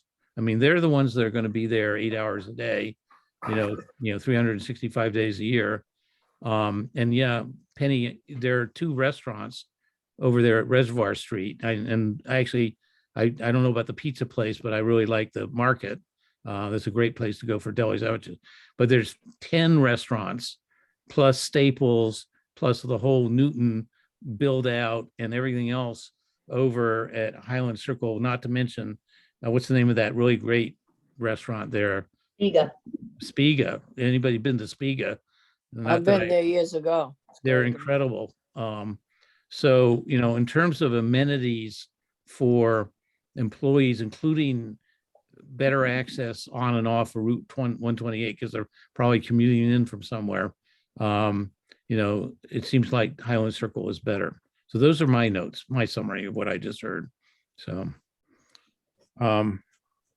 Angie and Gary, do you feel like you have what you need for tonight and we can move on? Do. Okay. Well, good luck. Go get them to, a better price, All right. Ed and Eleanor, we are on, no, we're not. We're on after school program reboot here. So where are we at on that, Angie? Oh, we're not going to open up just yet. We have the second COVID crisis going on, so we're gonna put that on pause. Are we otherwise ready to go? Well, yeah. Well, no, because here's the thing, I'm putting the unit with DHCD and HUD said to put the unit back, so we gotta wait until our office area gets freed up. And do you have any kind of plan for that you're starting to think of? Well, Moving, yeah, moving. once we relocate, if we relocate, then we can clear that up, knock down those walls. I've already talked to Greg. He says that's an easy thing. Get the flooring done. So could by the time we get around to, just very speculative, by the time we get around to reopening the after-school program, would it be possible that it could use the restored community room, or is that too, you Well, don't yeah, know? that's the whole point of doing this, is so they can get that room, that building back. Yeah. Is to, Gary put something in motion. As soon as we leave, we have something set up to get that restored so they can use it. So Gary, let me ask you this. Let's say, hypothetically, we leave in March, right? End of February, beginning of March. How long is it going to take to get those walls down, get someone in there to recarpet the area? Probably 30 days, because we repaint the whole place too while we're in there. We would just Yeah, clean, well, it does. we would just yeah. clean the whole, to play it safe. Are we talking about 42 or are we talking about 28? 28. 28. Yeah. Yeah, But once we know, knew if we, let me just say this. We know how April. good 52 and 64 are going right now. So how are we looking there? I mean, it's not that doesn't jive, What do you? The I'm not sure units one that has anything to do with another. they've been doing over now for 5 and 6 and 7 months. So where would 28 fit into that? We have construction delays because it's been hard to get workers and that sort of thing is what. Yeah, so the I whole hear thing Janice is, saying. the whole thing is, we don't want to give up 42 unless we get 28 day one. I understand that, but DHCD and HUD said for me to put that's an executive director's decision to put that back on. Well, I have to beg to differ because So Janice, you have- gotta Okay, understand. one at a time, okay? So So Janice- I you finish, wasn't Angie, finished, and then Angie. Janice, you're Right next. now, that is our community room. So there's no way that you can take that unless you can provide us something else from day It's- one. But Janice, it's not can a we do community. one at a time? Can we do one at a time, Janice? Is that okay? Well, yeah, because I was speaking. Well, actually, no, you interrupted Angie, but now can Angie speak, or would you want to speak first? So according to HUD, who I spoke to earlier this week, it's not a community room. It's a daycare center. No, So it's not a community room. It was never a daycare center, it was an after-school program. it was a It's- community room. But I'm I telling had you, it taken I offline. One at a time, for a please. Community One room. at a Janice, please, one at a time, okay? Let Janice. Well, Yeah. I know because I got permission from DHCD to get that room. So I know what I got. I got a community room. I didn't get a daycare. I didn't get an after-school program. I got a community room and we worked from there on to get what we had. I'm done. Okay. All right. So that was, whenever it was, 10 or 20 years ago, right? That you did that. It was exactly 19 years ago and nothing's ever been So Janice, gone I before the understand. board prior. So So Janice, it will be up to this board to take that room back for you guys. Okay. You want to so say Janice, something? can I say something, please? Yeah, I understand you're saying it was a community room. What I'm telling you, whoever did that 20 years ago, put that in as a daycare center. That's what they have it under. Well, But well, in they're my head wrong. So off, that, I didn't put that in 20 years ago. I'm telling you what HUD told me. Well, you got that in writing? Do you want me to So- send you the screenshot of the pic? Yeah, look, Yeah, good idea. go ahead, Penny. I don't know this personally, but when I started working there, I was told that number 28 was originally a daycare center / community room. And then Janice and Cheryl put together number 42. And when I arrived there, 13 years ago, it was already an after-school program, also used as a community room for the adults at night for meetings, etc. So that's all I know. Mhm. Angie, Penny's right, because if I told you before, 28 was originally our community room, and we did have a daycare there. We had WIC there. We had a lot of things there. I wasn't here at the time, but this is what I knew, and that's why they have it classified that way. But when I got it from DCHCD as a community room, they never updated, and so that's that, you know. I don't doubt what you're saying, what Penny's saying, but I I'm know just you telling don't. what I know they you said. don't. So why don't we just leave it like that and go from there? Well, because we're not in the past, we're facing the decision of what to do today, you know, and Yeah, we. and I we already guided by- gave Excuse you. me, Janice, but I'm Until speaking. you can give us Excuse me, 28, Janice, and I'm I'm getting speaking. 42. Excuse me, Janice, I'm Damn, speaking. Janice. Janice, please. All I right. know you've had a lot of stress, a huge amount of stress in your life. You know, and I really respect that you're, you know, it's really an important issue to you. But we kind of have to not yell at each other, I think. All right. I apologize. So, you know, all I was trying to say is today, here we are today. We have a solution, you know, that we're within a month or two. Let's just say, and I'm not asking Gary and Angie to sign in blood on this. I'm just trying to be conceptual here. We could conceivably be out of the current office and into one of those two offices by the end of February. So Reg, what do you think of this? When can I just finish? Do you mind? And then and I then think you'll like this idea.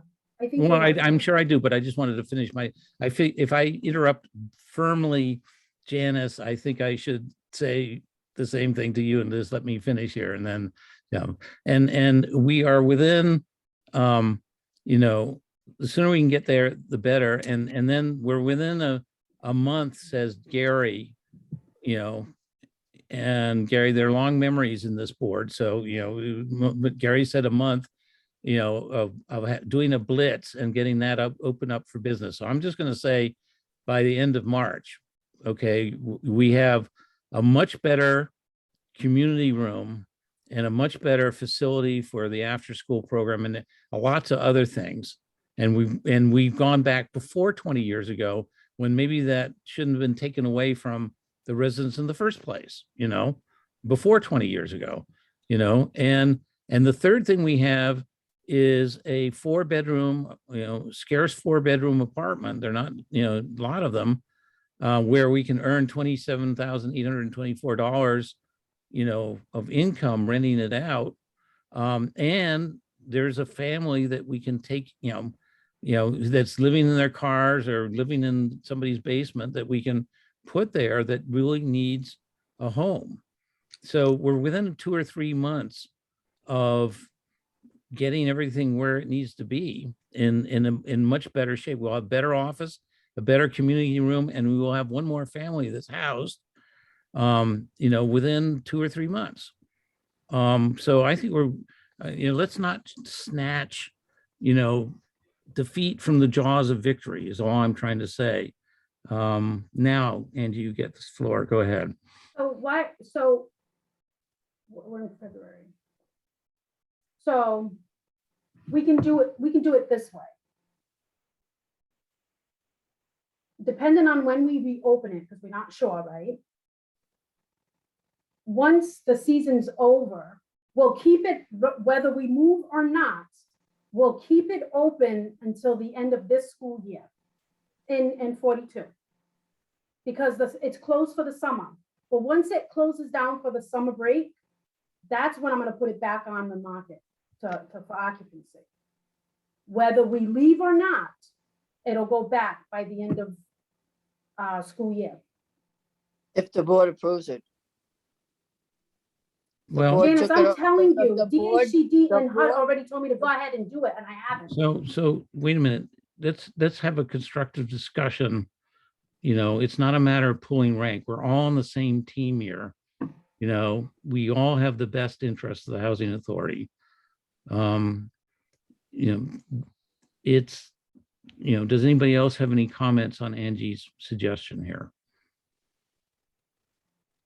Penny, That sounds like a compromise. That sounds like a inventive compromise. I'm not wild about spending all that money on another office space in another location. I was really thinking to rethink that, but if it looks that workable,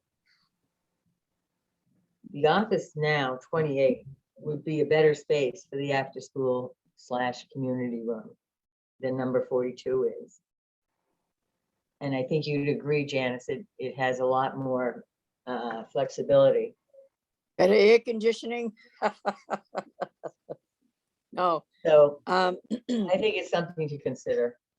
it's Hey, gonna let me- have to be reconfigured, you know, we're gonna need a bigger open space in there for one thing. let me go around and get every comment from everybody. Go ahead, Gary, first, and then I want to hear from Eleanor and Ed here. Like Andy said, that would work out well. Like if we got delayed and we didn't move into a new space by March, or you got the RAD program going and you know you're gonna have a new office space somewhere else, we wouldn't have to sign a bigger lease with somebody else. So those things are taken into consideration. And if we do find a new space, now we have the time over the summer, if we're in a new space, to reconfigure 28 to the way you want it without rushing it. And it would probably be cheaper because I could probably have some of the work done in-house than instead of, because I'd have more time than having contractors come in and spend all this money doing it. I do have capable guys on staff that we could remove walls, probably have the painter come in and floor guy, but the other stuff could be done in-house where I wouldn't have to sub it all out to other contractors to get it done faster. And that would save us money. And we're And doing you two might- great things. Right. And you'd have time to kind of maybe reconfigure what you want to take down, what walls. Maybe you want to leave a couple walls up there. I don't know what you guys want. That would be what you guys can decide on how the layout is. Maybe you want to keep half those offices for private tutoring. But we would want to keep some, sure. Yeah, Right, Gary, so you because guys could I'm only configure it knocking better. down the front. Right, so you can configure it better because we wouldn't be rushed. Right now, if we leave until June, like she's proposing, that gives us time to, even if we left in March, it gives us time to do it in piecemeal that you guys can figure out a plan on how you want it to be done. Yeah, Gary, that sounds all good, but we're also gonna need an open space because we want to have meetings down there as well, you know what I mean? You can do that.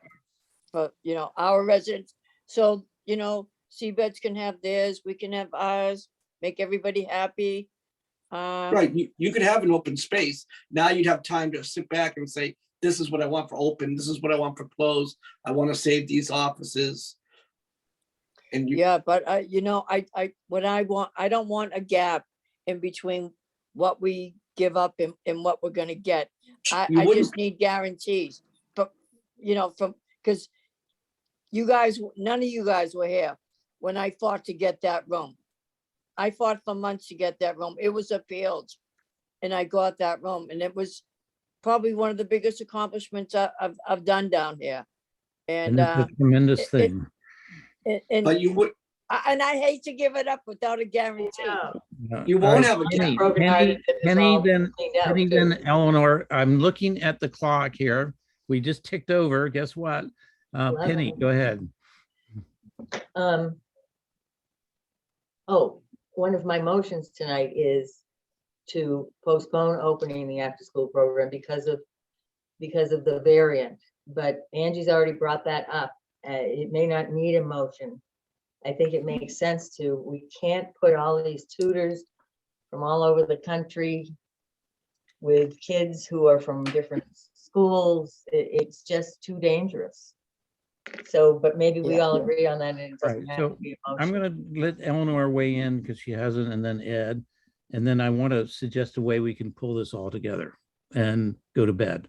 Not that I want to tempt you not to work another hour or anything like that, but go ahead, Eleanor.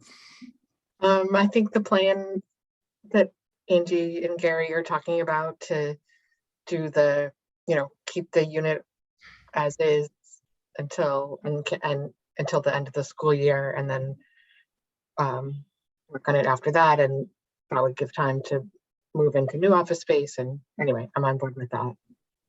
And it would ensure that we have the existing unit. Anyway, so I agree. Sorry, I'm a little tired. Okay. And yeah, we're all tired. And that's why I'm trying to, Ed, do you have anything to add? Yes, Yes. if we can skip to my motion number 4, I think it would satisfy everything that we're talking about and give us plenty of time to reconsider if we want to reconsider. I have subtracted the $27,000 a month or a year. That would take the total cost on a 7-year lease down to $357,000 and save $189,000 netting it out. So that puts a different slant on it. Food for thought. And motion number 4 would guarantee that the community room and after school program would move into 28 at the convenience of having 28 ready, so that the 42 would not be taken away from the community room potential use until 28 was ready. Okay. And that possibly can solve some of the conversation about the reboot at the moment. Okay, so we got an idea from Ed here as well. I was going to say something similar along a different line, which is, we've Angie and Gary have kind of put a new kind of plan, on the table conceptually. And leaving, I'm not ignoring your suggestion, Ed, but just setting aside for a second. Do you think it would be would Angie and Gary, I'm not feeling the need for emotion, speaking for myself, not necessarily for anybody else here. I'm feeling the need for, now that we've got this information, all this information that you put together for us, thank you very much for the last couple of months of work to get us these options. Do you think that you could write down a specific proposal, that's, has the characteristics of what you said, that we would negotiate the lease, and have it ready for signing in such and so time frame? I know the broker is very anxious to get going on that right away. We would, rather than off the top of your head, figure out there's a moving budget that we need to have. There's a 1-year, cost, of actually moving the office. We have to move the telecommunications and so forth and so on. And I'm sure other things I can't think of at this late night. There's a budget for retrofitting, the old office back to a community room. And that can all be kind of written down and said, here's the plan. We're not signing up for a motion, but we're signing up for this plan, which has the overall characteristic of not, of basically, as it's been outlined. Now I'm stumbling over words because I'm getting tired. Yeah, I get, Reg, I think I it's, wanted to, let me Yeah. ask, I'm asking Angie and Gary a question here, and then I just want to hear what they say here. Yeah, that's fine. If you want me to put something together of like a timeline of. a proposal. And budget, well, Ed is, raised good questions about spending money, and, we're going to be spending money doing the move, just getting the moving company to move it over kind of stuff. Right, yeah, yep, I understand. We've And already started that too, to you've get price. for that. stuff like So that. when Yeah. do you think you could have a plan that you think is thought through enough that you're willing to share it with the board? Well, We have within a the couple, next 2 weeks, within the next 2 weeks, I have Blair working on it. We have, I think, 2 different companies to come out and give us an estimate on how much it costs to move us. So within the next 2 weeks, there's a few things that she's looking into, Eversource and Scott, there's a few things. It's just not moving, it's. So 2 weeks from now is, I'm looking at the calendar, if I get the right date here, is the 3rd of February. Yep. So, again, speaking for myself, before we pass any motions, I would feel more comfortable having a fully thought out plan, before us with the numbers in it and maybe some progress in negotiating that lease. I don't know how quickly that could be done with Jonathan. And that cover all these areas. Mhm. So the board has full information, on what this all is involved with the characteristics of what you have suggested as a compromise that some think is a good idea, maybe everybody, which is that you will hold 42 off the market until the end of the after school program. But you may come back in that plan when you had a chance to think about it, saying, I don't have to wait that long. I can get it on the market on May 1st. I don't know, 2 months early, which is. I think maybe we just leave it where it is to give us time to go back in and revamp the community room the way it should be. What we are looking, well, it's just the community room, the 42 renting and getting into that office. Right. Because there's, some downtime and, some disruption necessary to do the move here. But, we really don't have a whole fully baked, thought through, integrated plan in front of us.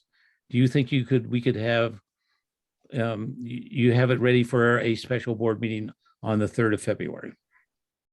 If that's the will of the board. I will try. Okay. So I guess that to me is what makes sense at this late hour. Going back to your suggestion, Ed, that we're not, that we approve that plan at that February 3rd meeting is go ahead, Janice, go ahead. I just had a question for Gary. What's it going to take to put 42 back together?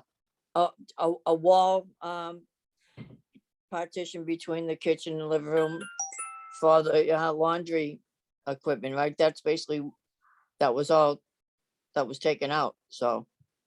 yeah, that wall, that back bathroom that's been shut down. We'll have to go through that because that hasn't been used in forever, where you use Oh, that storage. main bathroom?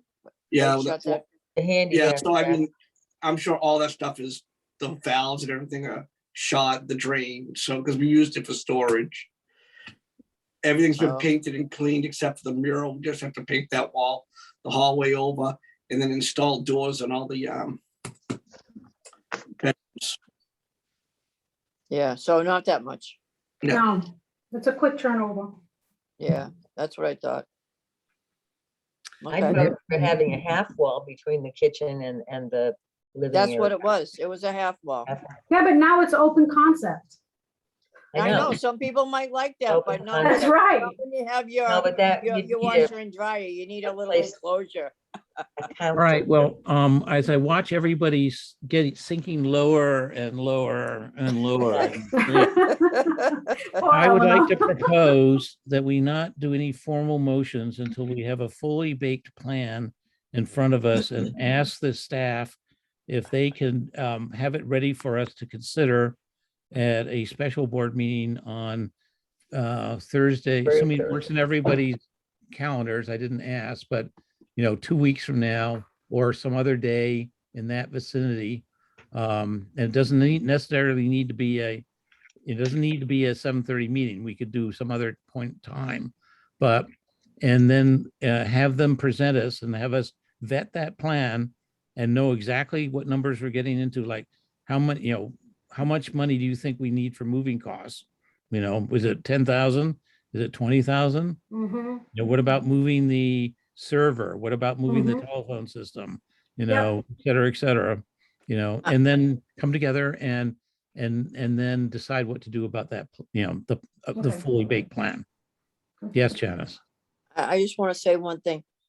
I really wish we could get into these heated debates in the very beginning of the meeting, because by the end of the 2 hours, I'm like totally wiped and, ready to pull my hair out and, we should really do the I beginning. I wish we could do better than having heated debate at all in the first All right. place. I But right just wanna now, add I'm one moved to thing. have a motion to adjourn very shortly here. And at least we got all our regular business done tonight. We didn't have any regular business done last December. So go ahead, Angie. I just want to add one thing. The great thing about them getting their community room back is the after-school program could literally be the right side when you walk in, and that'll be locked because we're going to have computers, and where the residents can be open to that front side, which is on the left.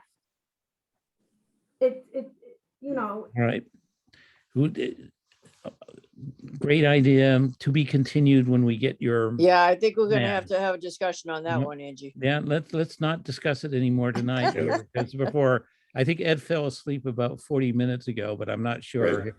And I'm an early bird, as everybody knows. So are we good going forward with this plan, everybody? I was raising my Aye. hand to say I support you on that. Oh, great. Okay, I'm going to say I see thumbs up around the, and before anybody hurts themselves by falling asleep and hitting their head on the table, I will entertain a motion to adjourn. Second, Aye. Eddie, Skip the you're second, getting- aye. We're gonna put you up for Jeopardy here and push that buzzer here. All those in favor signify by saying aye. Aye. Aye. Opposed? There are none. Good night, everybody. we all agree on something. Thank you for having a much better meeting tonight than we did last Okay. month. Bye-bye. Making progress. Bye. Bye. Good night, all.